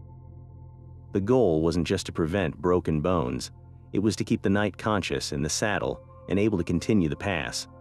A direct lance hit without this specialized padding could easily knock a rider unconscious, drive the wind from his lungs, or cause catastrophic internal injuries, even if his steel breastplate remained unbroken. The pourpoint was his personal airbag, a calculated piece of sporting equipment that made the extreme sport of jousting possible. This specialization went beyond just the torso. A knight's left arm, which held the shield and reins and was also in the direct line of fire, received similar attention. The arming doublet worn for jousting would often have a heavily padded left sleeve, much bulkier than the right.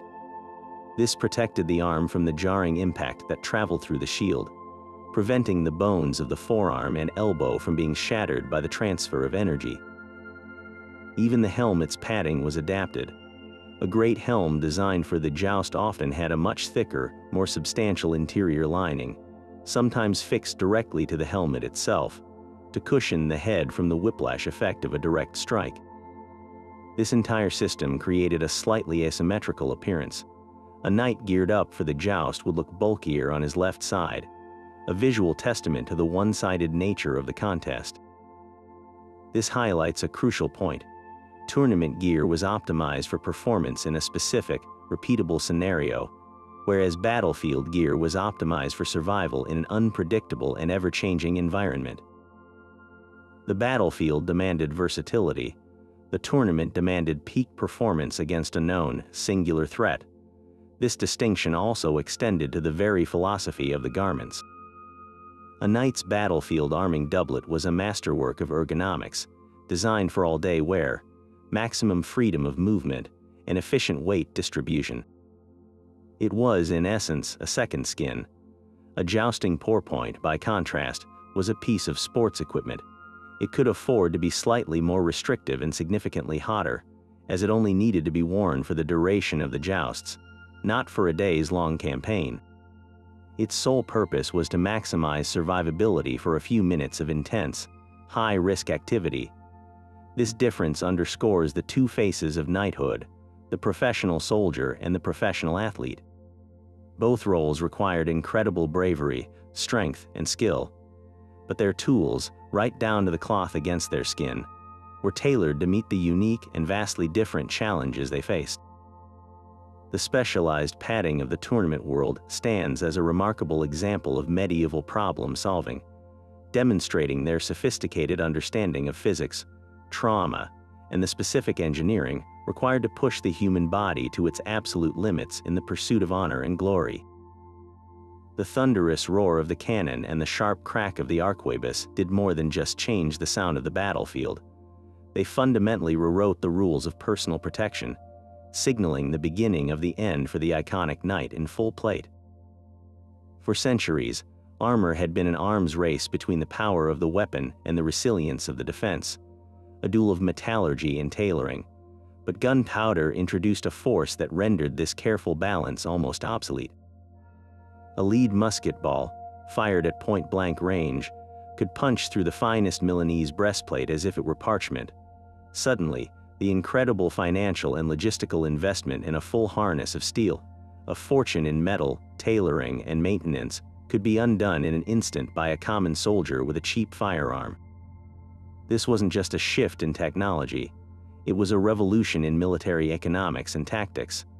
The era of the heavily armored individual, the battlefield titan who could dominate through personal resilience, was drawing to a close, and the intricate, multi-layered system of undergarments that supported him was destined to transform alongside the steel it served.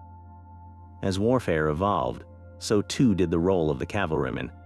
The dense pike squares of the Renaissance, bristling with 18-foot spears, created formations that were nearly impervious to the classic heavy cavalry charge. The battlefield became less about individual heroics and more about disciplined, coordinated volleys of gunfire and the steady advance of massed infantry. In response, cavalry adapted. The heavily armored lancer, the descendant of the medieval knight, gradually gave way to new types of mounted troops. The cuirassier retained some elements of the old kit, a heavy helmet, and a bullet-resistant breastplate and backplate, known as a cuirass, but he often sacrificed the full leg harness and intricate arm defenses for greater speed and endurance. The harquebusier, a type of light cavalry, might wear only a helmet and a thick leather coat, his primary weapon being the carbine or pistol. This shift from comprehensive coverage to partial protection had a direct and immediate impact on the underarmor system. There was no longer a need for the full-body network of arming points on a tightly fitted doublet when you were only wearing a cuirass on your torso. The sophisticated, integrated exoskeleton of the Gothic knight was being dismantled, piece by piece. The undergarments, therefore, began to simplify and consolidate. The multi-part system of a linen undertunic, a padded gambeson, and a specialized arming doublet was cumbersome and overly complex for the new reality. Why wear 3 separate layers when 1 or 2 would suffice? The most significant evolution was the rise of the buff coat. This was a garment that perfectly encapsulated the transitional period between the age of plate and the age of gunpowder. Made from thick, oil-tanned leather buff refers to the color of the cured hide. This coat was a masterpiece of practical design. It was worn either as the primary outer garment for lighter troops or, crucially, as the foundational layer under a cuirass for heavy cavalry. The buff coat was, in itself, a form of armor. The dense, wax-impregnated leather was surprisingly effective at stopping slashing attacks and could even deflect or absorb some of the energy from a pistol ball at longer ranges. More importantly for our story, it incorporated the functions of the older underlayers into a single, durable piece. Its supple leather provided a smooth, forgiving surface that prevented the metal cuirass from chafing the skin, acting as a combined undertunic and gambeson. It was tough enough to have straps and buckles sewn directly onto it for attaching the cuirass, eliminating the need for a separate arming doublet with its delicate points. The buff coat was a pragmatic, all-in-one solution for a less armored, more mobile era. Alongside the buff coat, the padded jacket evolved into simpler, more versatile forms. The heavily quilted, knee-length gambeson of the High Middle Ages gradually shortened and became less bulky. In the 17th century, we see the widespread use of the padded coat, or soldier's coat, a garment often stuffed with wool or cotton and quilted in simple, vertical channels. This was the gambeson stripped of its standalone defensive pretensions. It was worn by the common infantryman, the pikeman, and the musketeer who could not afford a buff coat. Its primary role was no longer to stop lances or maces, but to provide warmth, a small measure of cushioning against the weight of a helmet or the recoil of a musket butt, and a barrier against the chafing of leather bandoliers and equipment straps. The intricate diamond quilting, designed to keep stuffing perfectly distributed for maximum impact absorption, gave way to faster, cheaper stitching patterns. The focus had shifted from surviving a direct blow from a knightly weapon to enduring the long, grueling campaigns of the new era. These jackets were about stamina and basic comfort, not about creating a composite armor system. This simplification also reflected a broader logistical reality.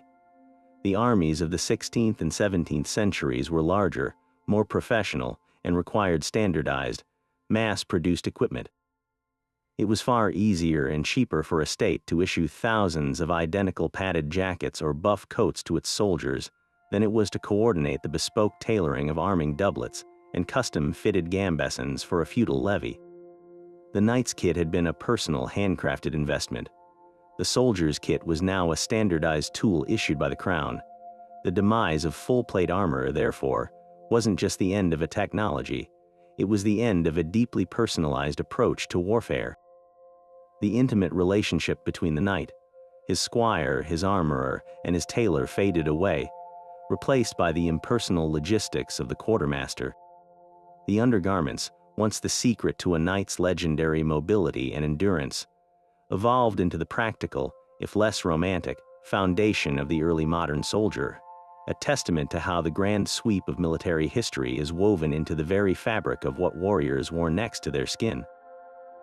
So after this deep dive through history's laundry basket and armory, what's the ultimate takeaway? It's this: the knight in shining armor is a misleading image. The truth is far more fascinating. A knight was not a man inside a metal shell. He was the central component in a complex, integrated system where advanced textile engineering was just as important as skilled metalworking. The steel was the spectacular, visible tip of the spear, but the foundation, the true unsung hero, was a carefully calibrated wardrobe of cloth, stuffing, and leather. That iconic figure standing on the battlefield was the result of centuries of problem-solving, a walking testament to the fact that survival depended as much on the comfort and function of his underwear as it did on the hardness of his breastplate. We began with a simple question about what was worn under the armor, and we discovered that the question itself was backwards. The armor was worn over the system. It was the final, outer layer. The real story happens in the layers beneath, a story of managing the human body's frailties against the brutal demands of medieval combat. At the heart of this system were two truly indispensable pieces. First, the gambeson, that thick, quilted workhorse. This was more than just padding. It was wearable armor in its own right, a masterclass in creating a composite material from simple cloth and stuffing. Its primary job was to be a shock absorber, turning bone-shattering impacts into heavy, but survivable, thuds. It was the cushion that stood between a knight and the deadly physics of a mace blow, and for the common soldier, it was often the only thing standing between him and a sword's edge. Then, as plate armor became more sophisticated, we saw the rise of its high-tech successor, the arming doublet. This garment represents the pinnacle of this ergonomic arms race. It was no longer just about padding, it was about integration. With its network of reinforced lacing points, it became the stable platform, the literal skeleton, to which the entire steel exoskeleton was tied. It transformed the knight's kit from a collection of heavy, clanking parts into a responsive extension of his own body, distributing weight intelligently and allowing for that legendary mobility. Without the gambeson, the armor was a torture device. Without the arming doublet, it was an unwieldy cage. Together, they made the knight possible. Now, I want you to take a moment and truly imagine this. Close your eyes and picture the process, not from the outside looking in, but from the knight's perspective. First, the feel of the coarse, clean linen under tunic against your skin. Then, the heavy, enveloping weight of the gambeson being pulled over your shoulders, instantly trapping your body heat. the snug fit of the arming doublet as your squire tightens the laces, followed by the methodical, piece-by-piece attachment of the steel. The cold shock of the first greave being tied to your shin, the pressure of the cuirass being buckled around your torso, the world narrowing to a slit as the great helm is lowered over your padded coif. You are now enclosed, a human engine in a mobile furnace, every sense muffled, every movement deliberate. You can feel the weight, but it's carried across your hips and core, not just on your shoulders. You can feel the sweat beginning to bead on your skin, immediately wicked away by the linen, knowing that in an hour, your gambeson will be soaked through. You are no longer just a man, you are a system. You are the synergy of cloth, leather, and steel, a testament to the ingenuity and sheer endurance of the medieval world. It's a feeling we can barely comprehend, a world away from the simple, polished image we started with. This journey through the knight's underwear has hopefully changed the way you see these historical figures. They were not invulnerable metal giants. They were tough, resourceful, and incredibly practical men who solved complex problems with the materials they had. Their legacy is woven not just in steel, but in linen and wool. I'm incredibly curious to hear what piece of this hidden kit surprised or fascinated you the most. Was it the simple genius of the linen undertunics moisture wicking, the sheer bulk and defensive power of the standalone gambeson, or perhaps the sophisticated engineering of the arming doublet's point system? Let me know down in the comments. I read every single one. Thank you for joining me on this gritty, human, and I hope, unforgettable look at what knights really wore under their armor.